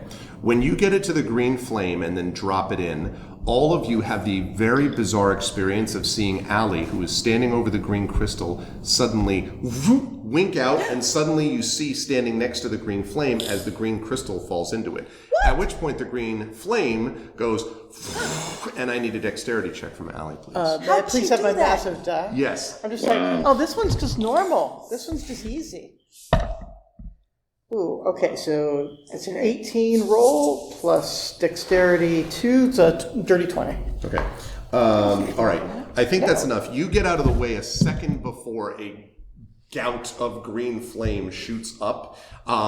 And again, as you're looking up, seeing this, you can see this sort of sparkling glitter, but a green glitter. But the green glitter for you, as you're watching it, is sort of almost winking out every so often, like it's you can't see all of the pieces of powder. Finally, you look at the ground and they're there. But as they were dropping, they weren't just glittering. They seemed to be winking in and out of frame, like they're here and then they're here and then they're here and then they're here.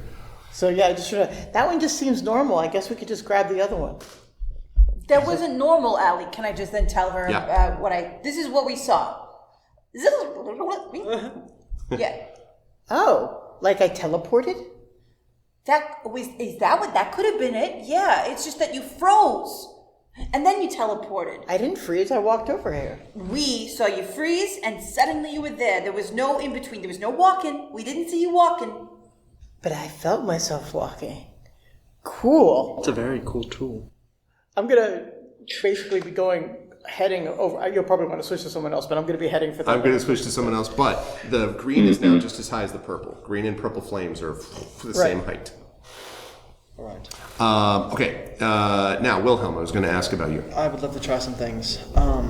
First, I want to see if I take a piece of parchment and try and burn it in the purple, if it burns. No. No. All right. It's not. I'll put that back. And then the powder on the ground. Yeah. I'm going to... The green or the purple powder? Purple powder. The purple. I'm going to coat my hand in that. Okay.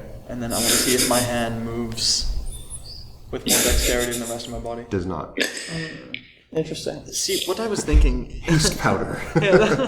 Well, I was kind of hoping, dust of disappearance, it would have been dust cool, of haste. Yeah, it would have been cool. So. Yeah, see, what I was thinking is... The person that threw the Megillolith moved inhumanly fast. Right. that could have been the power of these crystals maybe before they get disintegrated. Right. Let's collect the powders if we can. Put them in our pockets or something so we can take them to the headmaster. Sure. Yeah. So we'll do that. But you do that since I'm busy controlling the mage hand. It's getting there. The elder is going to look at Ali and say, there is one other green crystal, right? Yeah, I'm literally heading for it right now. Can you... We saw you not move at all and then move very quickly. Maybe grab that crystal and go downstairs and grab something downstairs and come back up. And we'll see if you move lightning fast or something. Interesting. What do you want me to grab, Teach? Maybe... Well, if you can make it all the way back down to the first floor. How many floors have we done? I don't know. The floor with the inkwells on it. Maybe grab something from that desk or just something from another floor. This is the fourth floor, not counting the ground. The ground, second, third, fourth, if you think of it that way. Okay, so, yeah, I'm gonna, interesting.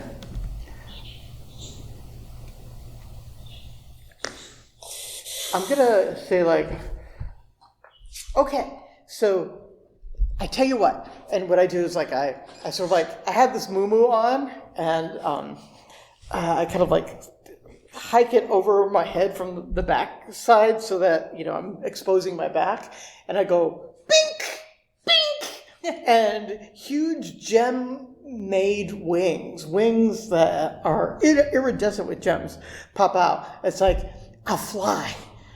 So basically, I have gem flight, so I can have spectral wings for a minute. You're so pretty. Aren't they nice? They're the prettiest. Oh my god, my friend is the prettiest. They glow also beautifully in the reflected right, light all of the the different room. flames. Oh my god, this room rainbow is like sparkles. Disco made rave, for it's you. great. Oh, we So- should decorate your bedroom with jewels. Back in a flash, I'm going to grab the other crystal. Okay, so again, as you and are you you're hovering when you do that? Yes, I'm hovering. So you're hovering, and you again grab, and everyone just sees you like your wings, like sort of mid, Right. And you're like, I got it, Right. So I have a minute of flight, and so I'm going to be using my flight to just go as fast as I can down. Okay. Try to get to the first floor, just grab something pedestrian, like one of the books or something off of the desk or the shelves, just kind of like the first thing I can see. That was the first floor, which is Yeah, this. and there were books because you saw, but they weren't of interest, Right, yeah, you said there were books and stuff, right? Yes, that's correct. So I'll just grab a random one off the shelf, make my way back up. Okay. And then there I am. I'm not sure how long that took. Was that like 30 seconds or something? Yeah, probably about 30 seconds. You probably wouldn't be able to fly. Yeah, if you go top speed, probably 30 seconds. Right. So then I'm like there, and I'm like, I don't know if I want to throw this in the flame yet. And still, you all see. Right. I'm just going to try to let go of it. Okay, the crystal. Yeah. Where are you letting it go in the room? In the same place where I picked it up. Okay, so you all see, suddenly, Allie is standing there with, what was it you grabbed? A book? A book, yeah. Okay, with this book. So what you perceived it was like this, and then a second later, like this. Or like 30 seconds later? Or 30 seconds later, yes. Yeah, okay. So she actually was gone doing her walking speed and came back. What? Presumably. But so it didn't take a split second. It did take No, the yeah, actual it was. time. I need to specify, yes. Really interesting. Yeah. That's really. You got the book. It Right. looked like you were here the whole time. I don't know what this is. Like, is my body actually here? Am I doing some sort of astral travel? I have something. What? Pick it up, come over and push Mr. Brown Clown, or just me, or something like that. Okay, I'll push you. And I bet you will. So, now it's interesting, because to this point, you have not actually mentioned seeing what they're doing when you're doing this. You've talked about going out of the book, you talked about all that. Right. When you go over to them, Wilhelm looks like, has just said, so come over to me, right, is this. And then when you grab the crystal, you see Wilhelm as... Completely frozen Yes. like you? Yes. So when you try to push Wilhelm, your experience of that is as if you are pushing granite. It's cold and lifeless, and literally you can make zero movement in it at all. Hey. Like nothing. And you feel nothing, by the way. Wow. So I'll go back, drop it the same place where I had it before. Okay. So for all of you, it looks like, and then back, and like nothing happened. And I say, Wilhelm, you have abs of granite. I do not have that kind of core strength. When I tried to move you, it was as if you were an edifice, immovable. That's a very nice prospect. That's very odd, though. And is the green flame as high as the purple one? You know, if we need to get the flames to the same height, we can keep this crystal. Can you put that crystal just in your pocket instead of leaving it where it is? I'm going to try picking it up. I imagine it would look like a freeze. And then I'll put it in a moo-moo pocket. It has pockets. So does Still mine. frozen. So when she drops it, she's still frozen? Yeah, because it's on my person, I think. I put it back on the pedestal. No go. It's on my person, and it looks like I'm stuck there. So the pedestal's like a Well- waypoint or a touch point. This does leave one last color as well. It does. How's my mage hand doing? It's close now, actually, because 30 seconds. So it's almost there. Like, it probably will get there in about a minute. Okay. Almost there, guys. So I'm imagining in the film version, it keeps cutting to it. It's like yakking Well, it's saxophone Chariots of playing, Fire, like- right? So the problem with the blue is we know it explodes, right? That's what I'm scared of. Like, The flame is not the same color as the Yeah, the flame brazier. is not the same color. I thought the blue crystal was the explodey kind. Well, do we want to have Mr. Round Clown put the blue crystal in the blue flame just in case? Sure. Yeah, and it's been a Sure. few minutes, so he's got a few more hit points back, right? That's true, actually. I guess it's been probably about 5 minutes again, so, Right, so 20. up to 20. Okay. And so I say, okay, big boy, your time to shine.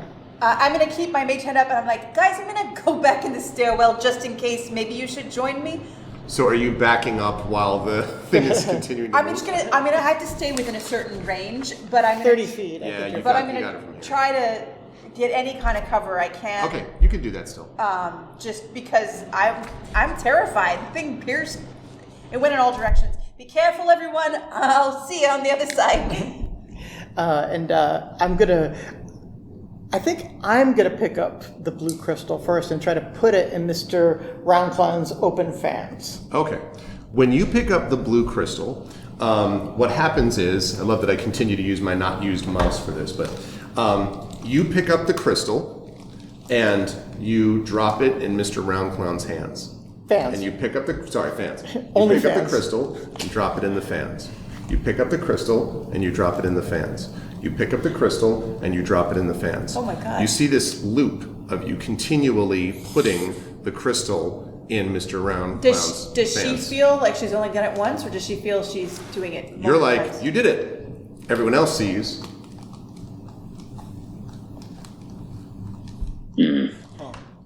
Well, so when I do that, I say, okay, Mr. Roundclown, walk it over there. Okay, so Mr. Roundclown, I don't want to get out of frame. Imagine me walking.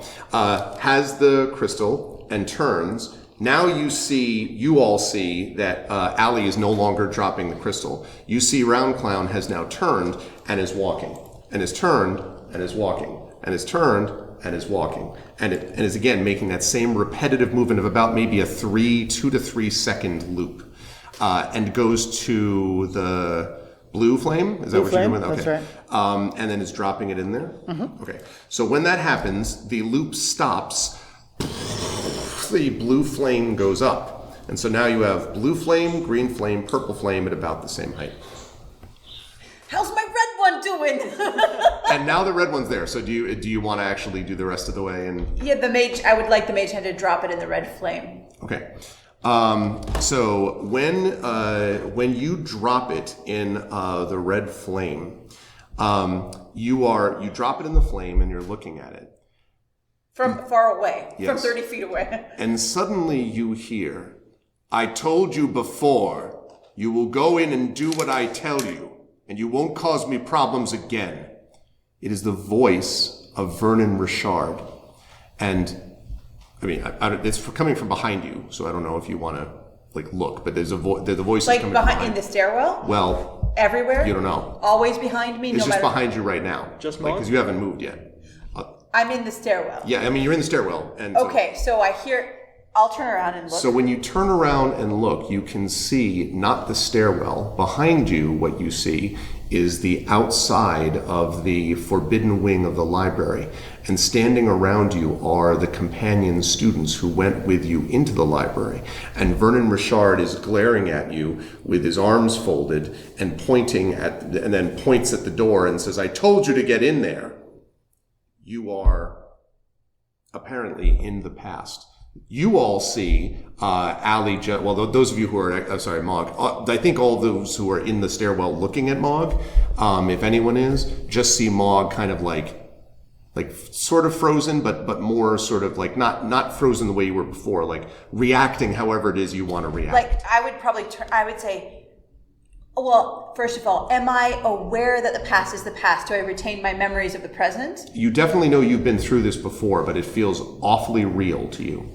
You're gone. The tree swallowed you. I saw it. What are you talking about? What tree? The tree swallowed you. Never mind, you won't get out of detention. You're Go a in there. murderer. You're a murderer. Okay. And so Richard sort of takes a step towards you, and then the flame goes up, and you are suddenly like in the stairwell again. Oh my God, what's wrong? I fly over and start petting this very good girl. Allie, I saw Vernon Richard in the Forbidden Library. What? Vernon? He's gone. He was giving me detention again. Oh my God! Like that dream? It was that dream. Only it was when we went. It was real. And he said something. He said he told us to get in there, and I told him he was gone, and the tree ate him, and then he didn't understand. And so I'm gonna just kind of look at it, like, this is very timey-wimey. Okay. All the flames are equal height now since you were asking that before. And there's more jewels still on the floor. There's a couple left. Yeah, I think that we have one green. I think we have one one purple. of each left, right? Yeah, I think there may only be the one of the red though that you. Oh, good. No. Let me think about that. Green, purple. Oh yes, because this is the blue. Yeah. So no, there's not one of each because there was only one of these blue. Oh. So there's no blue left. So there's a red one that I'd still have to mage hand back up and. That's right. There is another crystal that you could, a red crystal that you could use for that. I should mention, by the way, that this big blue crystal to the south, is the same color as this blue flame. The one down below was a different kind of blue, but this blue is the same color, and so this blue crystal that you just threw into the blue flame looks to have been the same color as that big crystal as well. Question. Mm-hmm. Are the braziers movable, or like more movable than the huge crystal, or does the huge crystal look movable? When you mean the braziers underneath the big crystal? Sorry, there's 4 big flames right now. Right, yes. Are they sitting in braziers? They are. Okay. Are those braziers movable? Or is the crystal movable? What looks like if we wanted to move the big blue crystal to the flame, is that possible, or is it like maybe you'd have to see what happens when you try to move it? Can't tell from here. I mean, and the last blue crystal we touched exploded. Yeah, it was slightly different color blue, but okay. So there's 4 big blue flames right now. Nothing else of magical significance seems to be happening. Right, although not big blue flames. One big blue flame, one big red, one big 4 purple. big colored flames. That's right. Yep. In the cardinal directions, That's or right. the non-cardinal directions. Those other ones. Right. The tertiary directions, or whatever they're called. Yeah. Okay. But nothing else has happened. And the detect magic, which is up for 10 minutes, is it telling me anything different? No, still transmutation, and Also, detect magic is probably coming close to being done. Yeah, because we had to move the crystal. The crystal for 10 minutes. Yep. What do we do? We try to destroy the rest of these guys. Well, The elder shakes his head and says, I think Unlike the last floor, we learned quite a lot. This manipulation of time may be how that accomplice did what they did, but like the last floor, I'm not sure we should destroy everything, especially if we need to have something to show the headmaster. Okay. So I think we've done plenty. I also don't want us to be trapped in strange, terrifying visions, if we can help it. That's right, Teach. Thanks. I didn't like that. Is there another floor above this one? There's stairs over there. I point to the stairs that look like they're leading up. Can Mr. Roundcloud go first this time? You got it. Okay. And I'll just start sending Mr. Roundclown doughtily up the stairs. Okay. And then everyone is following close behind or waiting to see if he disappears and is never heard from before going up. I'll go behind. Yeah. Like a step or two behind. But. Okay. All right. In that case, I'm going to ask all of you to again conceal your eyes momentarily, please, whilst I make a switch. It's dark in here. Making a switch? That's expensive. What games are you going to put on your switch? See what you did there. Okay. And okay. So when you come out on that side, what you see is two things in this room. First of all, you came out on this side of the room. There is an enormous carpet in the middle of the room. It is slightly askew, and it's probably like 25 by 20 almost, or 25 by 15. It's a very big carpet with extremely like high thread count. You know what I mean? Blue, very impressive thread count. But the thing that you note the most is that in the middle, there is a symbol of what looks like a kind of almost a gear or a wheel. And in the middle of that gear and wheel are what look like circles or maybe even planets. But the planets are the similar colors to the crystals that you saw on the floor below. So there's a purple crystal, there's a green, there's a blue, there's a red, but they are here, circles, and you can even see a couple places where there's something orbiting, like in the drawing, or the embroidery, which indicates these look like planets, like anything you would imagine to be a planet.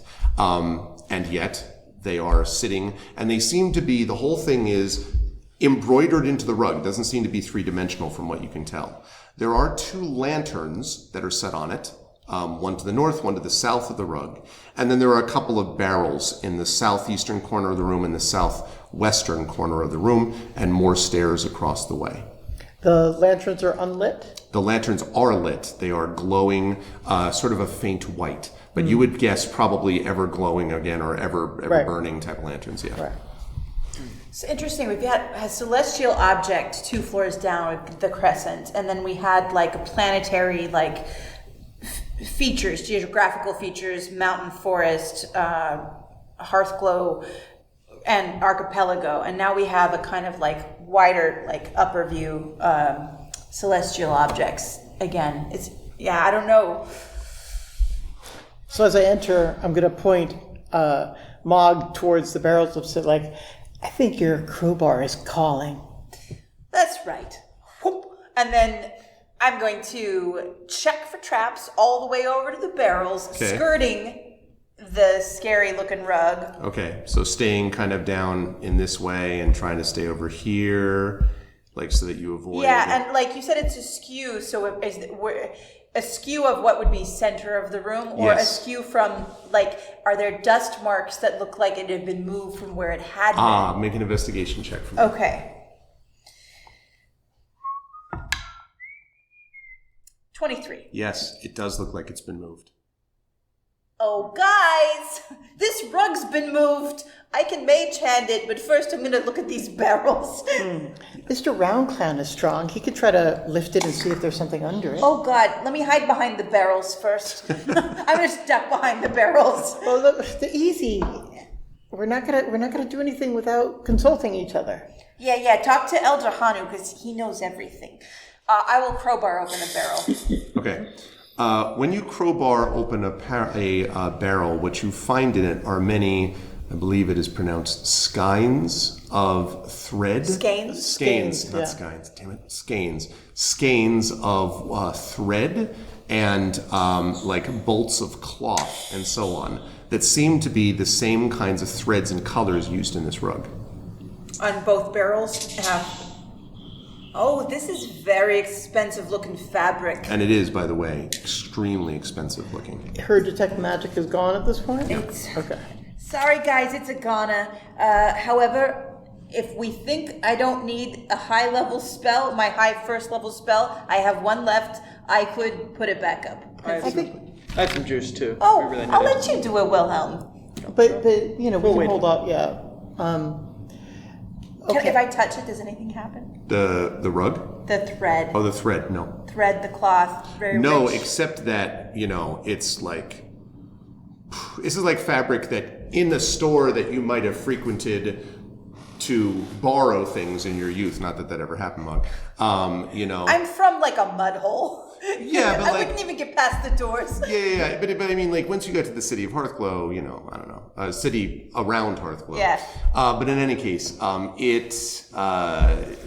this is stuff that it's like, if you have to ask how much it is, It's don't bother major to try. ducats. Yeah. Major ducats. Yeah. So Mr. Round Clown could stick his little fan hands underneath the rug and give it a little flip if we think that's a good idea. Then maybe we could take it for a bedroom and redecorate. That thing is bigger than our bedroom. We could just paper the walls, Anyway. I don't know how big the bedroom is. Probably would like cover the wall. I was Yeah, gonna say, like- like, This thing's 25 by 50. Big ass rug, yeah. I want this rug. Okay. But first things first, I know it's not mine. Find why don't we all sort of like hide in the staircase again and let Mr. Round Clown do what he does best? He's got a few hit points back since then? I would say, let's say another 3, so probably 23 now. Okay. This is all a very clever way to get all of his points back. All right, I'll duck back down. Yeah, so I think we'll all just kind of like do the Scooby-Doo peek, over And the then side. come back to the floor Actually, before. since I'm right by the barrels, I'll just go up the other staircase. I'll go up a few steps, and because I'm right there, I won't sneak all the way back. Come again? So you're So right, I'm sorry. There's barrels. Maybe I'm not in the right. are you trying to go over to here, to that side? Because Yeah, you are there- were here, so I you're see. trying to make. So your there's way over. more barrels. Yeah, there's 2 barrels here. Okay, I'll scoot over. I want to crowbar open all the barrels. Okay. More cloth. More cloth. Okay, and then I'll just scoot up the stairs while Mr. Round Clown does his thing. Okay. Up. So you want to go up this way to the next floor, or to Not go all back? the way, just a couple steps, just to kind of get out of the. Okay, fair enough. So you're not looking at the floor yet. You just want to. Yeah, no. Yeah. Okay, and then Mr. Round Clown is lifting it up. So Mr. Round Clown is going to, specifically in the northwest corner there, Like here. it's going to try to give it a little Okay. lift and just like a flip, actually. Right, so I was going to ask, exactly. So are you trying to flip just the corner over so it like Yeah. folds over that way? Okay. I think the elder, before this happens, will say, "Wait, if you're going to roll it up, don't roll it up with the lantern still on it." Oh, good point. Can you mage hand the lanterns off? Okay, so I'm on the stairs, like maybe the second step, and I'm just gonna peek around wherever I don't quite know, like where the lintel is, and just I'll try to, I have 5 pounds, so I'll try to mage It's hand. 10 pounds, actually. Oh, 10 pounds? Yeah. I'll try to mage hand one of the lanterns. You can do that. It picks right up. Floomp, I'll do both of them, and then clear! Okay. And now you're going to try to flip it over. Give it a flip. I would like a strength check, please, from Mr. Round Clown. Mr. Round Clown is Mr. Round brolic AF. Super Bring strong. me a dream. You can tell by that sound. 14. Okay. Yes. Now, it is a mighty flip. It doesn't go as far up as you would have expected. This is extremely heavy, this rug, even heavier than it looks. But you do get at least the corner up. When the corner flips up of the rug, and I need to know, now Mr. Round Clown's looking at it, who is looking at the Round Clown or the rug or anything? Like, what are you all looking at? So I thought we were set up so that we were all kind of like on the That's staircase. what I figured, yes. But are peeking. you looking specifically at the rug when he flips it or at him? Oh, I was definitely looking at the rug. rug and the floor beneath it, too. Okay. Like that. You probably don't have a good angle in this, Mog, because you're on the other side looking at that. Yeah, I'm on the other staircase. So you don't have a good angle. You see the flip, but you would be looking up as well, right? I was Wilhelm? going to be looking at the planets. Oh, okay. All right. you don't note anything in particular. You don't note anything in particular. But Elder Hanu and Ali, when the bottom of the rug flips up, there is a moment where you think you are looking into a starlit sky. Ooh. And the stars twinkle. They should have sent a poet. But when it lands, And then it flips back. And So then- you sort of see like starry sky and then Oh, but it comes back down? Yes. It didn't even flip over? So, like where the floor was, where the floor should have been. No, the underside of the rug. The underside of the rug.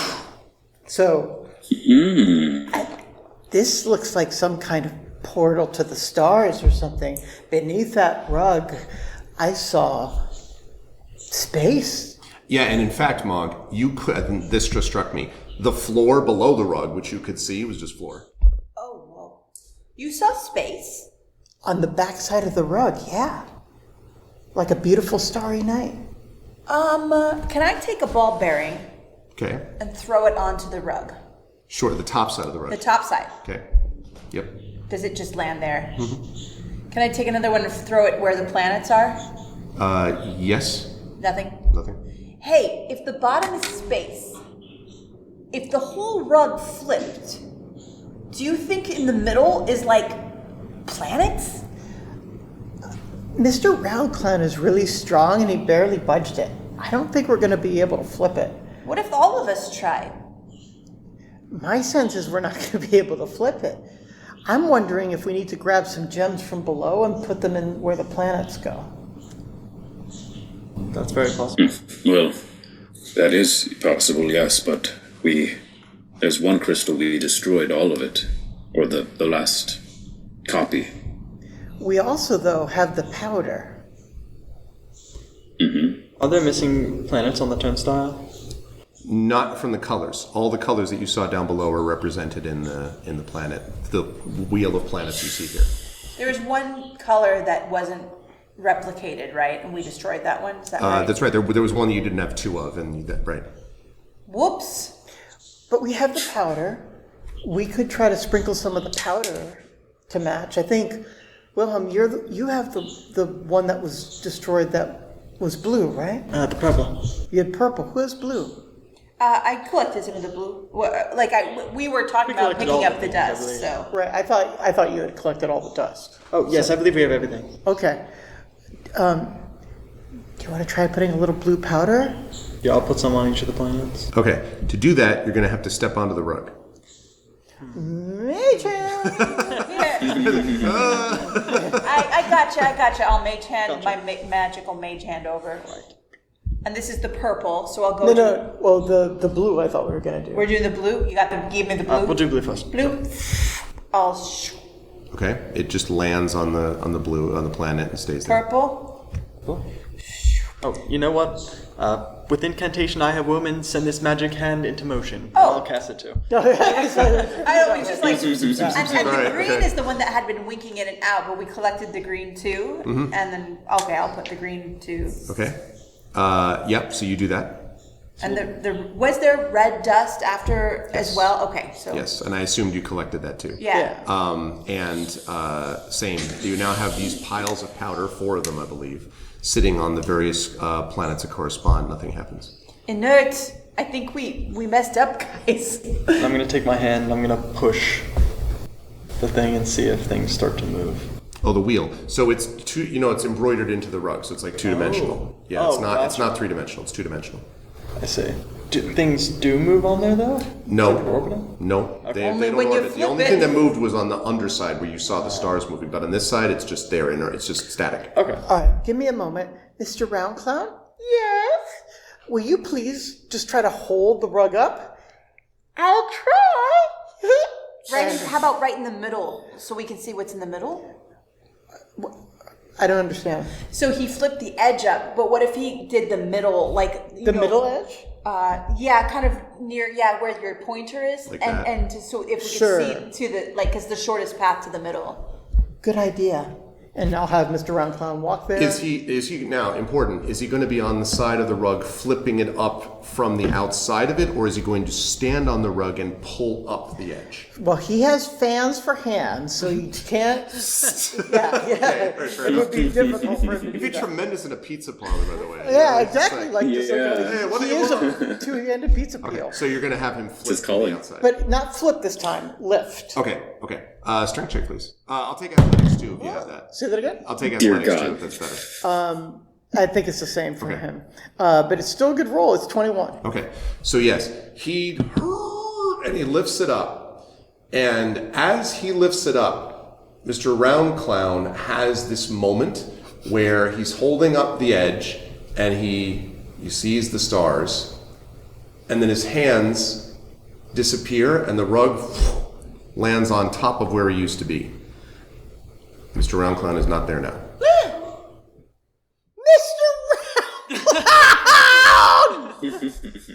Holy crap. Meanwhile, cut to space, like Portal 2, Mr. Roundclown's just spinning in space. Ground control to Mr. Clown. Do you have a telepathic connection to Mr. Round Clown? I do have a connection to Mr. Round Clown that allows me to control him. So the short answer is yes.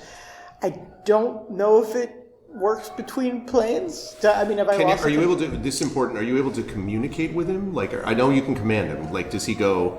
Can he speak to you? He can't. He doesn't speak. Because he doesn't speak. That's right. That's right. He's a construct. Okay.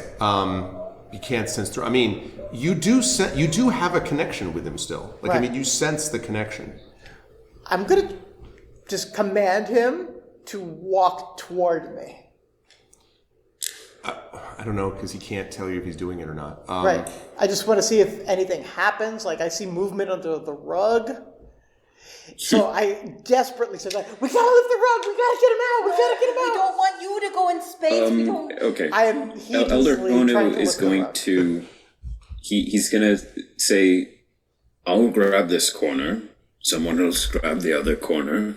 We'll peel it back, and then two observants will be able to see." Okay. All right. Who's the strongest among us? I'm, a wiry little thing. -1. -1, I'm +1. I'm 0. Okay. Elder The mighty Mog. Elder Hanu, how strong are you? Do you have biceps like me? I kind of lift up a wobbly, old, turtley arm, and I say, I was in a few weightlifting muscle. competitions maybe 100 years ago. Excellent. Let's do this. I'll take a corner. Okay. All right. And Hana's taking the other. I need strength checks from both. I'll take athletics if either of you have that. Otherwise, just strength. Yeah. I'm Okay. +1 with both. Okay. We'll do my Oh sparkly. my God. What do you think for the? I big got one. a natural 1. This is gonna be funny. All right, go ahead. So 13. Okay.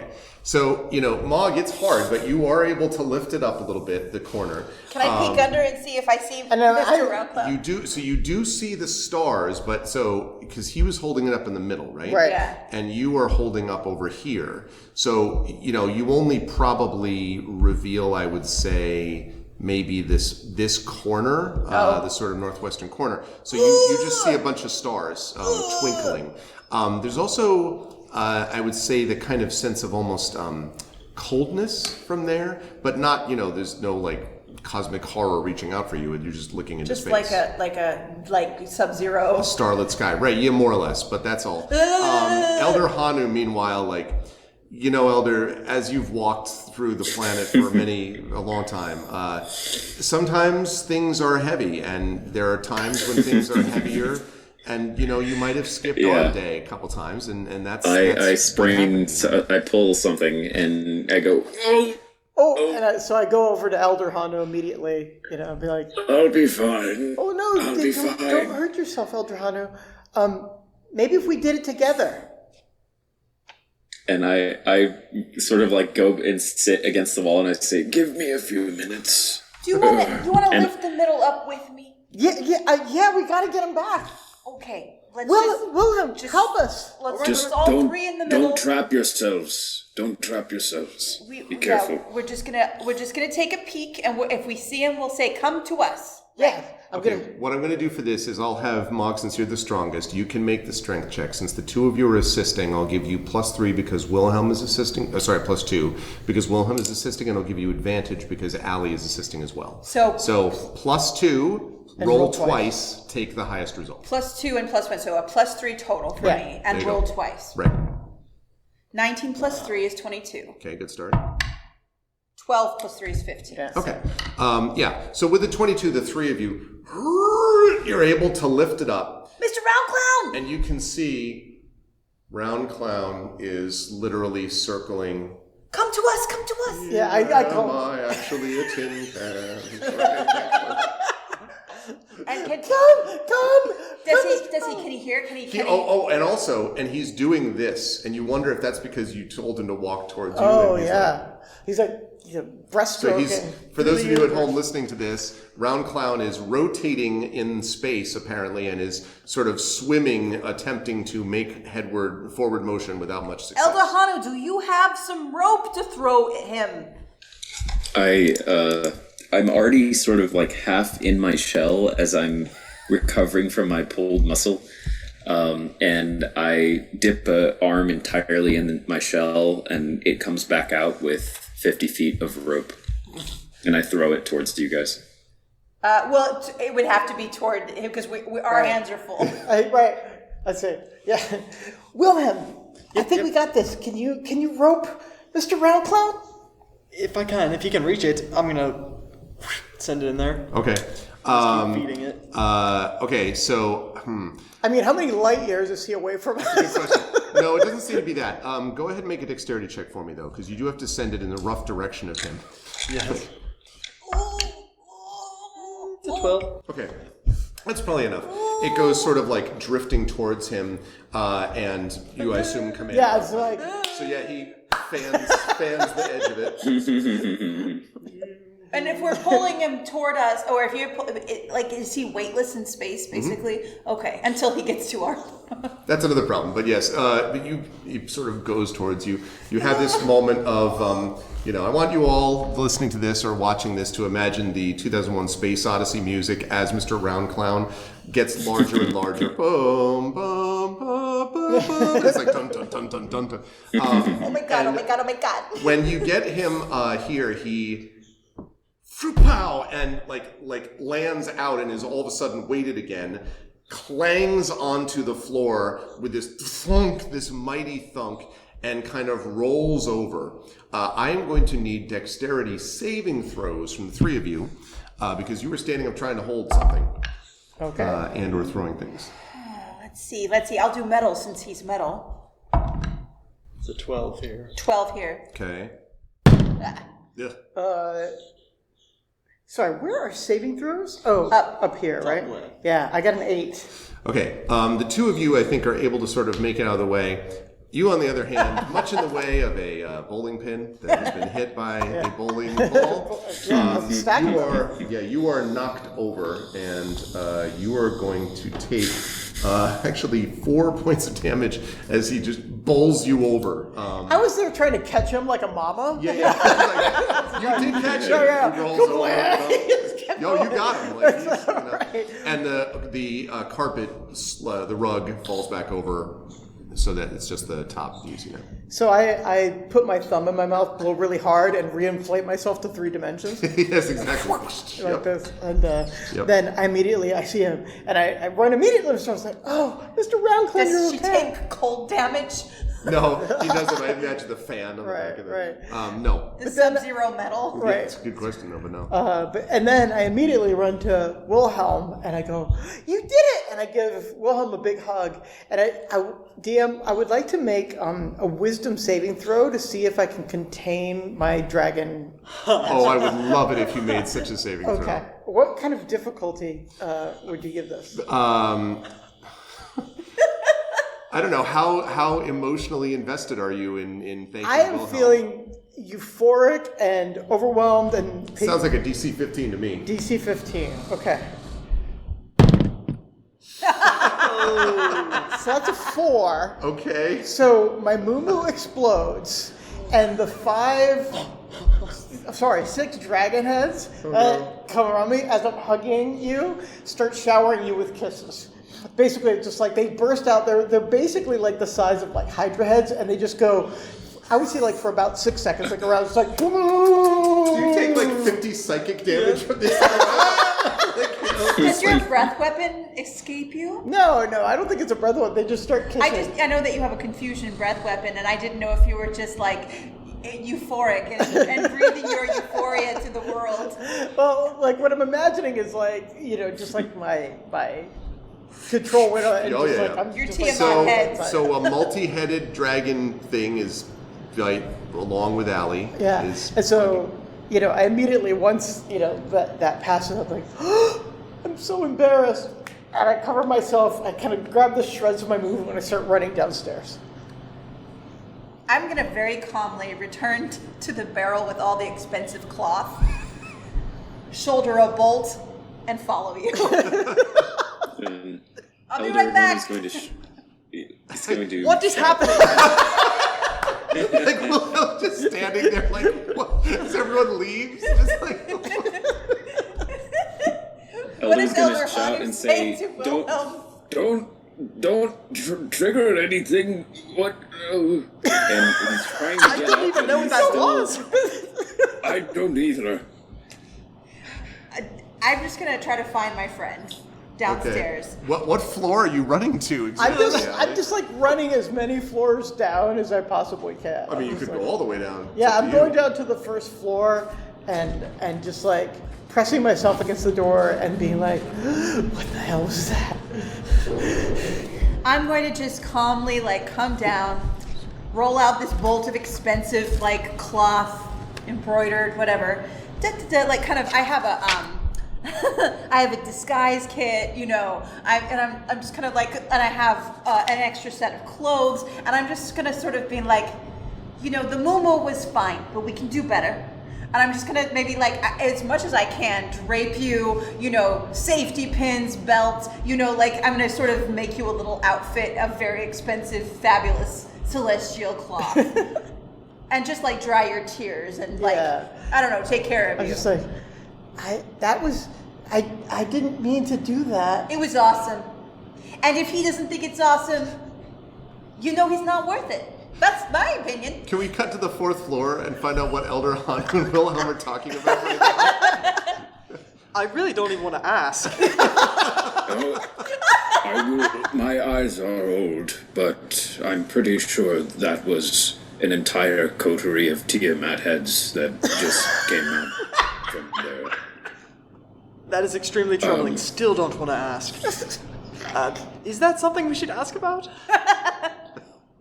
I think it depends on how they act when they come back. All right. But, are you alright? Oh. Yes, I wasn't bitten or anything. It was a lot. I see. Sorry, my ears, you said you weren't bitten. Oh, no. Well, they were dragon heads. Okay, Yes? okay. Yes. I need to clean out my ears. And, the elder's going to say, maybe we should go down a floor and shout after them. Students, it's not safe for us to be separated. Please, when you are, decent, come back upstairs. My disguise could have put some makeup on you. I've sort of polished, How can I face him? Oh my god, brazenly. You're a woman now. I'm just gonna act like I'm a woman now. Like a dragon woman. I think that would be best. So, If there is any danger from what we saw, then it will be handled later. I think we don't have to worry about that right now. all right. Look, he's a very good boy. He's a shy boy. He's a poet. Give him time to process. Maybe he'll write a few sonnets. And later, if you're still embarrassed, you can extend your apologies and ask him out for a nice coffee or something in Hearthglow. I mean, I have to apologize now, don't I? You follow your heart. All of them. You look fabulous, though. Look at the mirror. Look how pretty I look you at the are. mirror. How do I look? Like, how good of a toga did I get out of this? Well, I could roll for performance. yes, I was gonna say. Is it performance? Because and I don't know, a disguise kit. I don't know if I have proficiency in it. Or, Yes, you know, okay. you would have proficiency, I think. And then my proficiency bonus is what? Where is that? 2. It's Two. It's 2. Okay. So, and I'm rolling for performance, which is plus 0. Oh, it's cocked. Otherwise, it'd be 19. But sorry. 10 plus 2 is 12. Yeah. You know, Safety right. pins. I mean, Like junior high school production of Caesar. in a taxi on the way home from the bar on a Friday night, maybe. Like, you know. All right. You look great. You look great. And this we've never worn anything worth that much money ever in our lives combined. So I'm Okay. going to, put my courage to the screwing place, and I am going to walk up the stairs Okay. with grace. And when I get to the floor where everyone else is on, I'm going to walk directly over to Wilhelm, and I'm going to say, I deeply apologize. That was meant to be a hug expressing friendships and thanks, and not 6 dragon heads kissing you. I sincerely apologize, and never will that happen again, so long as it isn't my power. You know what? We're all about reinvention here at Hearthglow. Maybe that is a hug.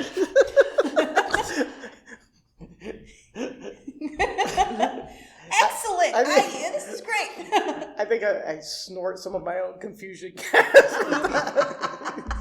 All right, Elder Hanu. By this point, you're probably somewhat recovered from your sprain. Yeah. I'd like to go check on him, actually. How are you doing, Teach? I'm good. How are you all doing? And I will give a pointed look at Allie.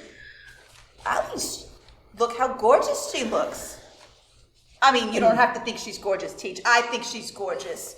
And she's kind and she's good. And we just rescued a giant robot from outer space. I'd like Allie to speak for herself. You're great.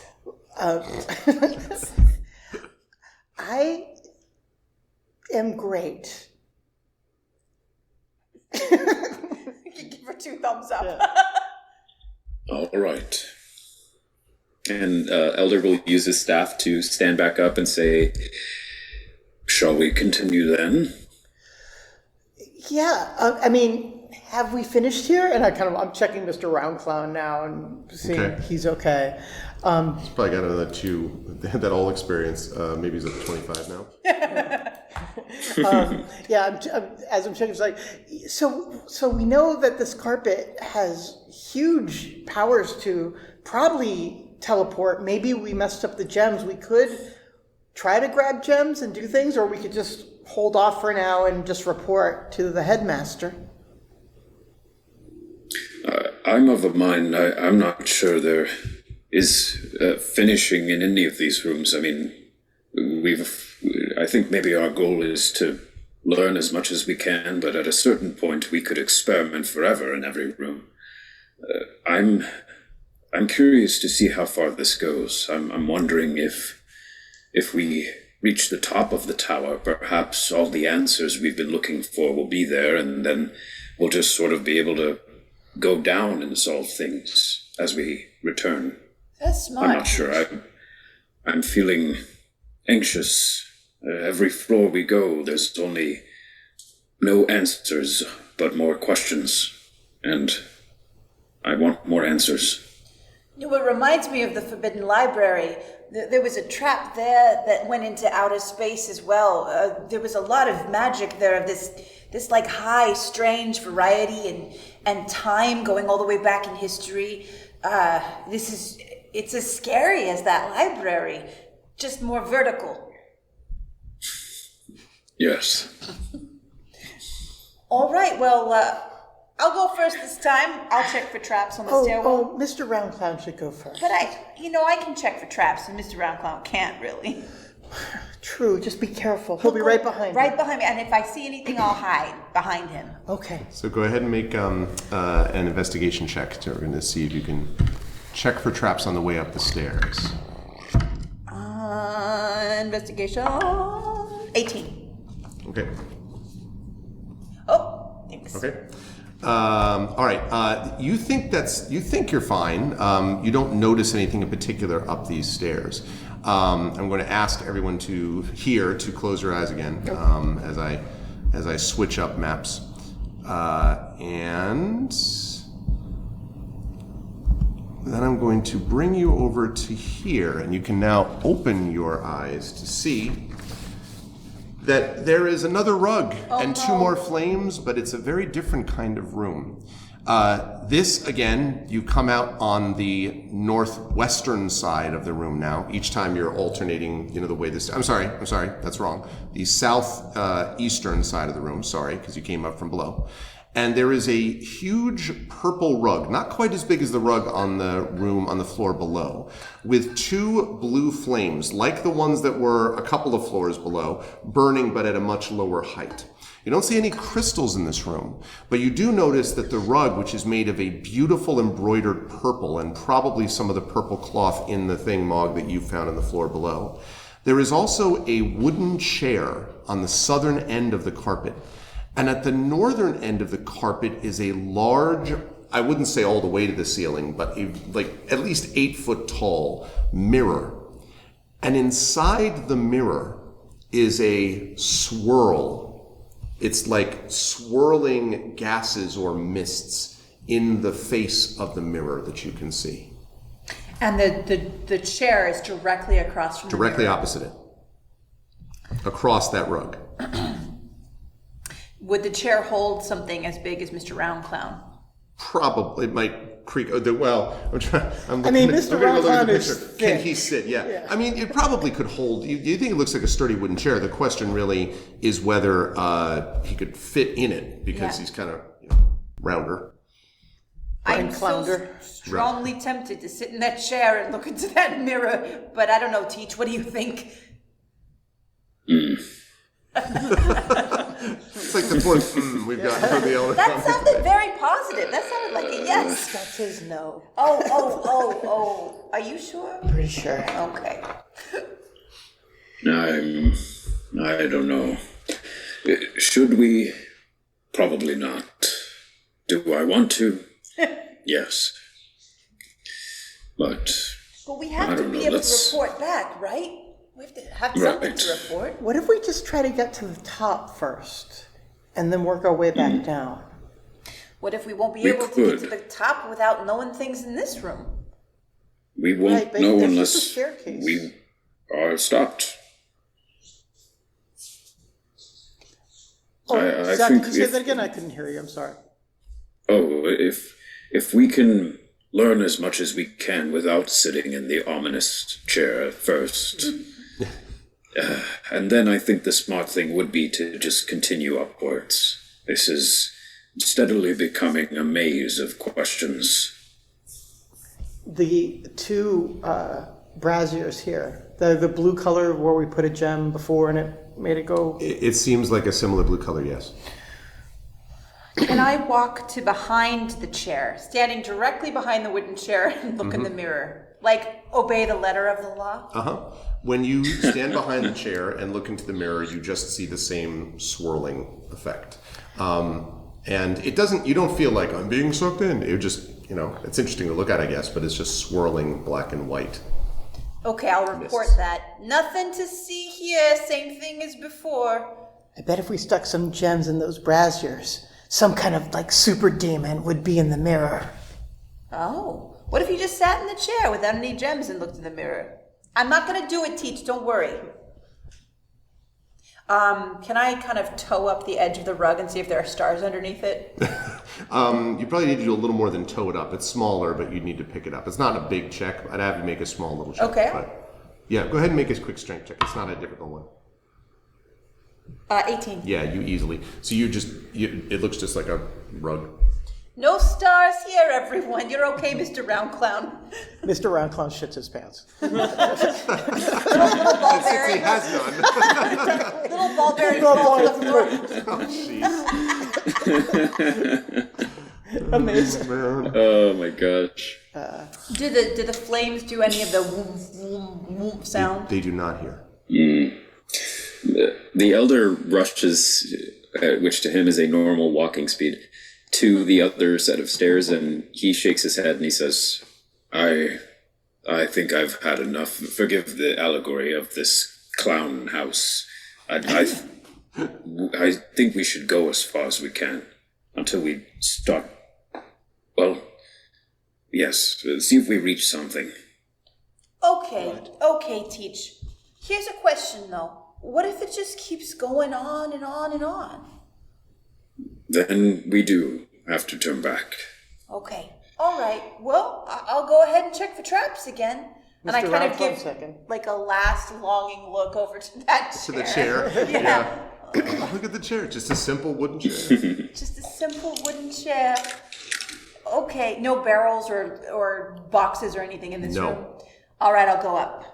Okay, so go ahead and make a check again, investigation, for this dice here. For this. 16. Yeah, same thing. Stairs are very similar in each case, and you don't think there are any traps on this. Any more like scorch marks like there were in the first floor? No, but you do think it's possible that some of the steps may have been walked on in the not too distant past. Hey! Dust is disturbed in this. Was it the same on the other stairs? Yes, it was actually. Okay. Yeah. I probably would have noted that earlier Yep. then. Yep. Okay. Yep. So slowly up to the next. Okay, I will ask you all to close your eyes again. And then, as I make sure I get the right reference point. Oh, no, don't go that way. Okay. All right. And then I will bring us all over to this. Okay, you may open your eyes. Shiny.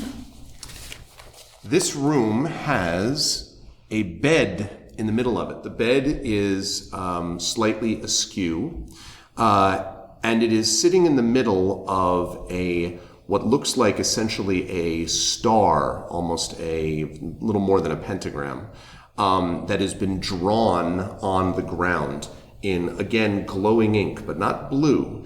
This is glowing a kind of, the light from it is almost a white light, whitish yellow. And it is connected at the corners by candles. And these don't look like lanterns, they look like actual candles that are burning like normal candles would. The lines are connected between and among the candles and across the bed, so that the bed is crisscrossed with these beams of light. There's also another one of the barrels that you know so well, Mog, in the north side of the room. There's another one, another two on the western side of the room. Outside a fire truck goes by. There of the Wizard's Tower. 2 barrels on the western side of the room, and there are 2 sets of bookcases, one to the southwest and one to the northeast, with more books and things like that you've seen elsewhere. Hey, Wilhelm, your favorite. Yes. Bookcases. And stairs on the other side of the room again. My favorite. Barrels. Let's split up. I'll take my crowbar to the barrels. Okay. Which one? The one up to the north here? By the bookcases? No, I will go in the southwest. Okay, so, and are you stepping into the light beams? or are Oh, you- definitely not. Okay, so you're just, okay, so I'm you can do just that. tiptoeing around. That's fine, you can I'm do that. dexterous. You can do that. Wilhelm, what are you doing in the meantime? Yes, going to the books. Going to the books on over here, northeastern? Yes. Okay, Allie, where are you going? Mr. Roundclown and I are going to make our way to the other barrel, but before we make it all the way there, I'm going to use prestidigitation for a very light gust to test to see if I think I could put these candles out with just air. Okay, you do so, and the candle light flutters, but does not go out. Right, but does it feel like it was getting close, like if I did more power on it? Maybe. It did flicker the way a normal candle light would, but it came back again. Hard to tell. You would have to do maybe a stronger gust to actually try to put it out. It reacted like a normal candle would, which indicates maybe you could try to put it out. So with prestidigitation, can I have the kind of agility to just try to blow out one candle? Yeah. I'm going to ask Elder Hanu. Elder Hanu, if these are like actual candles, that means that there might be somebody in the tower with us right now because they're burning right now. Do you think it's worth finding out before we go any farther by me using prestidigitation to blow out one of the candles? Not a whole candelabra, just like one of the candles? I'm more curious as to why his bed is in a pentagram or whatever this is. It's just a diamond, like a square. Do you think somebody's trying to keep somebody in, like a prisoner? Or something away. Something away. That's scary. That would be a reason not to mess with the candles at all. The elder first is going to extend his quarterstaff beyond, like towards the bed. Okay. So passing through this, are these like this light, the tracing? Is it just on the ground, or is it like beams of light in the air? It's beams of light between the flames. It seems like. Okay, so at like ankle height. Yeah. Right. Exactly. Oh. Candles are each about probably half burned, by the way, for whatever that's worth. All right. So the elder is going to try to pass the end of his quarterstaff through one of the beams of light. Okay. You were able to do that as normal. And the beam breaks and yes. Then okay. And you can see it reflected on either side of your staff as you put it through. Yeah. Sure. I'll give it a shot. I'm opening the barrels. So one eye over my shoulder. When you open the barrel, you find many, many, many candles. Ooh. Tons and tons of candles in this one barrel. That is great light for studying by. A couple in my backpack, and it's getting fuller and fuller. Okay. Yes, I was going to say, this backpack, we'll have to talk about later on. Mm-hmm. This backpack I'm holding. Anyway, yes. No, it's just really stuffed. Like, I carried a lot in high school. I know. My backpack did break 3 times in high school. Yeah. No. I mean, couple in my pockets. I've seen it happen. Okay, so yeah, you can do that. But candles in there. You were up and looking at the books to the northeast, right? Yes. The titles here are all about,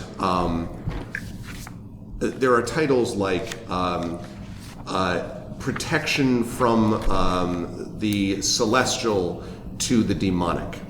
There are titles like protection against the things from the outside, the planes, mythological or true. Then there's 15 recipes for new vegetarians, and then back to like the other stuff. So, but most of this seems to be all related to the protection against outsiders, creatures from the world outside, and things of that nature. There's also books on like symbols and pentagrams and things like that are used. Wards. There are books on that apparently also. All right. All these books are about abjuring from some otherworldly creatures. Makes you wonder why he has a portal to it in his 2 floors down. I wonder if anything had come through the rug, and so he has to sleep at night within this protection star, or I don't know. Or he's wronged a lot of powerful beings that are trying to get into his head as he sleeps. So do we think he was trying to protect himself, or he's trying to imprison something in that bed, like he would summon it? Protecting himself, I believe. Yeah, was he a vegetarian? It looks like it. Or trying to be. Do we all have like meals together, like in the a great hall at the school? Oh, of course. Do any of us remember seeing what Richards like to eat? Vernon I'm not Richards? sure you would be spending a lot of time looking at what his sort of foodstuffs were. I suppose you could tell me, like, I always looked right at his plate. Not that stood out anyway. Would Elder Hanu, who would be sitting at a teacher's table, have noticed? I don't I know. remember every meal that every professor ever had. Yeah, you can make a history check for me, Elder Hanu, and if you want to remember, All right. go ahead and make a check. Let me see. Please get a natural one. It'll be interesting. Oh if, my like, god, my if this is rolls his have been bedroom or terrible. not. That's a 3. I rolled a 3. Yes. You Yeah. can confirm, Elder Hanu, that he did indeed eat. There was definitely food that was consumed. He ate. What do we think? I look at Allie and say, If you want to try to blow out the candle, if it's protecting something or imprisoning something, I think either way, blowing it out would be good for us. Okay. And I'll use prestidigitation, which is a hard word for me to say, and blow out just like one candle on the candelabra if I can. So when you blow out one of the there's no candelabra. There's Or there are piles of candles? Yeah, I was going to say, so you've got like basically one over in the north. You've got 2 here to the east. You basically have 2 to the west, and you have 1 to the south. So I'll do one on the east. Okay. When you do one of the ones on the east, do you want to do this? I'm not being pedantic, I swear to God. The southern one of the east ones? Like the lower one? Do you know what I mean? The one that connects with the beam to this one down here? I'm Okay. going to do the other one. The one that's up here? Yeah. The northern one, okay. When you blow that out, the beam between that, and it does go out, and the beam between the northern candle and the one that you just blew out goes out. And when it does, the star, the sort of points here, also, and so now you can see the eastern side of this has like to the bed, is basically like this open space where there's just sort of darkness on that side, like normal darkness on that side of the bed. Right. Okay. So we're bringing down the ward, but maybe it's still okay. Do we stop now or do we keep going? I think maybe stop now so that if we do return with someone, they still have part of the ward to look at. But if this was doing something bad, then now maybe it isn't. And if it was I'm not protecting sure. a criminal while he sleeps, maybe that it won't be protecting him anymore. Or her, I suppose, them. Right? So I'll use the minorest firebolt possible to relight the candle. Okay. So, when you do that, it does not relight. Oh. Ew. That's all right. It probably requires a ritual. Those other barrels that you were by, did you also open them yet? Or is it all candles? Mr. Roundclown is by them and I asked him to open them. Mr. Roundclown finds more candles in one of them, and in the other one, he finds a series of flints, things to sort of, create sparks. There's something weird about it, because the flints themselves are irregular and jagged and sort of large. And they are flecked with these weird, sort of shimmering red specks. I'll go back over to Mr. Roundclown and kind of like take a couple of them in hand. Okay? And it looks like you could strike Yeah. them against each other, but they are the way I described them. I'll use my prestidigitation to blow out the one that I blew out before, and then I'll strike it with the flints. And this one, it lights up again. I'm just going to also... lights Using up- those, Yeah. because you were using it to light the one that you blew out, right? That's right. Yeah, that one goes on when you use the flints to do it. And it turns the ward back on? Yes, and The the beam lights- goes back on. just going to grab a couple of those flints and Just in case. stuff them into my socks. I'm like, I would... Jagged rock in your socks. I just had this image of, kiss your boy. Mom, you're hoarding it's a again. medieval torture method I right need there. this stuff. Honey, It's so expensive. Do you know how much stuff this costs in the stores in Hearthglow? I need it. Okay. I have a couple more in my bra. Okay, So anyway, I'm adding all of this to my inventory eventually, just All so right. you know. I'm excited. I'm excited for that moment. Okay, and? Should we keep going up? Teach. Yes. All right, Okay, go ahead, do one more investigation check, and then I'll ask you to close your eyes for one last time. onward. It's 11. Perfectly safe. Everything's fine. Looks just like the last one. As you climb, you find that you have indeed reached the top of the tower. As you open your eyes, you are standing outside, and you are in what appears to be a moonlit night. There are 3 flames, northwest, northeast, and south, at the 3 points of a triangle, which glows with a kind of iridescent blue. But notably, as you are standing looking, this night sort of sky, the moonlit sky, the star sky, 2 things occur to you. The first is that when you went into this tower, it was daytime. And the second is that the stars around you are circling as if you were in this massive planetarium. And I think that's a good place for us to bring our second day of Hearthglow to a close. Holy Hearthglow, Batman! But you made it to the roof. This was super awesome. I was really, really enjoying this. And by the way, for those of you who may have been watching and going, "Where's the combat?" Trust me, we'll get combat at some point. But there's because we're going to attack each other. Yeah, exactly. How dare you? There's exploration and intrigue that we've got here, and there's a whole lot of the bard mysteries to fought solve. Tiamat. I'm just saying. Right, that's true. That's true. And you also had, Round Clown fighting gravity. There were lots of things. So I will start with Zach, and I'll work back around.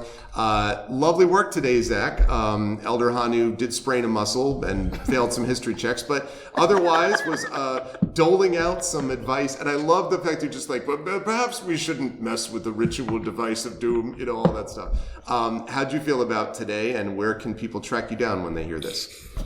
Oh, today was great. It's always a pleasure. I think, the low rolls that I had today is just because I'm saving the high rolls for next time. Clearly. That's obviously Fight something. Yeah. No, really great and interesting to sort of explore this weird Mage's Tower. I mean, this is a classic Wizard's Tower sort of adventure. I don't think I've ever experienced that before. And I think I would take the time to explore every single room, but like Elder Hanu, I was sort of like, this is... If there are too many rooms, there's a timeline out there where one of these rooms kills us and we don't even reach the top. So, let's just try to get to the top and then work our way down was his thought, and trying to be that teacher presence. So lots of fun. Looking forward to our next recording session. The people will find me here for this. Of course, I'm often on the R Vanelloron channel, notably as part of the R Vocalists, which is the best voice acting cast on Twitch that you can find. We voice act text-based video games, and it's a lot of fun. Right now we're on the Banner Saga. I'm also a part of a D&D and sci-fi Esper Genesis campaign called Expedition from the Mysterious Peaks, which is also on the R Vanelloron channel. And then you'll also find me on my website, www.zachclay.com, where you can look into my other D&D things, like my professional DMing. And that's all for now. Good stuff. Thanks, Zach. Also, while we're at it, don't forget to check out Zach's and my Gen GM's show, which talks about game mastering advice that you can find on YouTube. Thank you, Zach. I will move now over to Adam. Adam, it was, as always, great stuff today. The reaction from Wilhelm after everyone had left, you're just like, what just happened? This just was absolutely precious, priceless. And that was great. And also, I know we talked about last time that you yourself, but also Wilhelm has an interest in the arcane, and you got that in spades here. So figuring out the crystals, the types, the planets, this stuff, like it's a lot of stuff coming in all at once, which Wilhelm is navigating at the moment. So with this crew, how did you feel about today, and where could people check you out and find you stuff about you later? It was great, and still talking in the voice, correlating stuff that we saw here to previous things that happened in the adventure and trying to figure that stuff out. Like how fast the person moved you through the Megirolith was good stuff, for example. Yeah. And then looking at those receipts with addresses that don't exist or things like that. It's just leading us in all sorts of directions, and the maps. And then seeing what these lights at the top correlate to, or what is going on up here. There's always so much to explore in Wizard's Towers and all these types of things. I'm excited to keep going with that. You can find me at adampetrosino.com. I have plays and other projects I'm working on there. That is all. Good stuff. Thanks, Adam. Claire, wonderful work today, as always, is Mog. Mog definitely got in and out of trouble. The continual helping out your best friend, with stuff when they go through some things has been interesting. And also, I love the constantly Elder, do you think this is a good idea? Okay, you're right, I shouldn't do this. And always checking with him, because I was really wondering if you're going to be like, no, I'm sitting in the chair. If you're like, gotta sit in the chair. That was all really great. And your bag that has now grown to a ridiculous level. Yeah, well, my bag and my pockets. It's because I'm thinking when you write backgrounds, there's a very easy urchin, right? But I think when you come from a background where you have nothing and you're in a wizard's tower where everything's expensive and the guy has spent years belittling you and bringing you down, I would imagine she feels she deserves everything she's taking, but it's maybe a problem. So anyway, I'm interested in Mog, and you can find me at csecooney.com, at csecooney, on Instagram, and facebook.com/cscooney, and I don't know, I hang out there. Good stuff, Claire. Last but certainly not least, Carlos, great stuff. The alley embarrassment reveal, and then the sort of I'm really sorry about that was again, priceless. Right after a lot of intense, puzzle heavy intellectual stuff, and then just and emotional outburst, literally. And Moo and Moo, yeah, that's true. And then the Mr. Round. How did you feel about the session tonight, and where will the folks track you down later on? This is what I play for, extreme silliness to an extreme degree that could not have existed in any other situation ever, So, where I have a, Gollum lost in space that we're pulling out, and that, I explode in dragons and accidentally make out with somebody. This is happens, the game. Yeah. This is D&D. Loved it. I'm as confused as everyone as to all the weird stuff that's going on in the Magic Tower, and cannot wait to see how it resolves itself. You can't find me.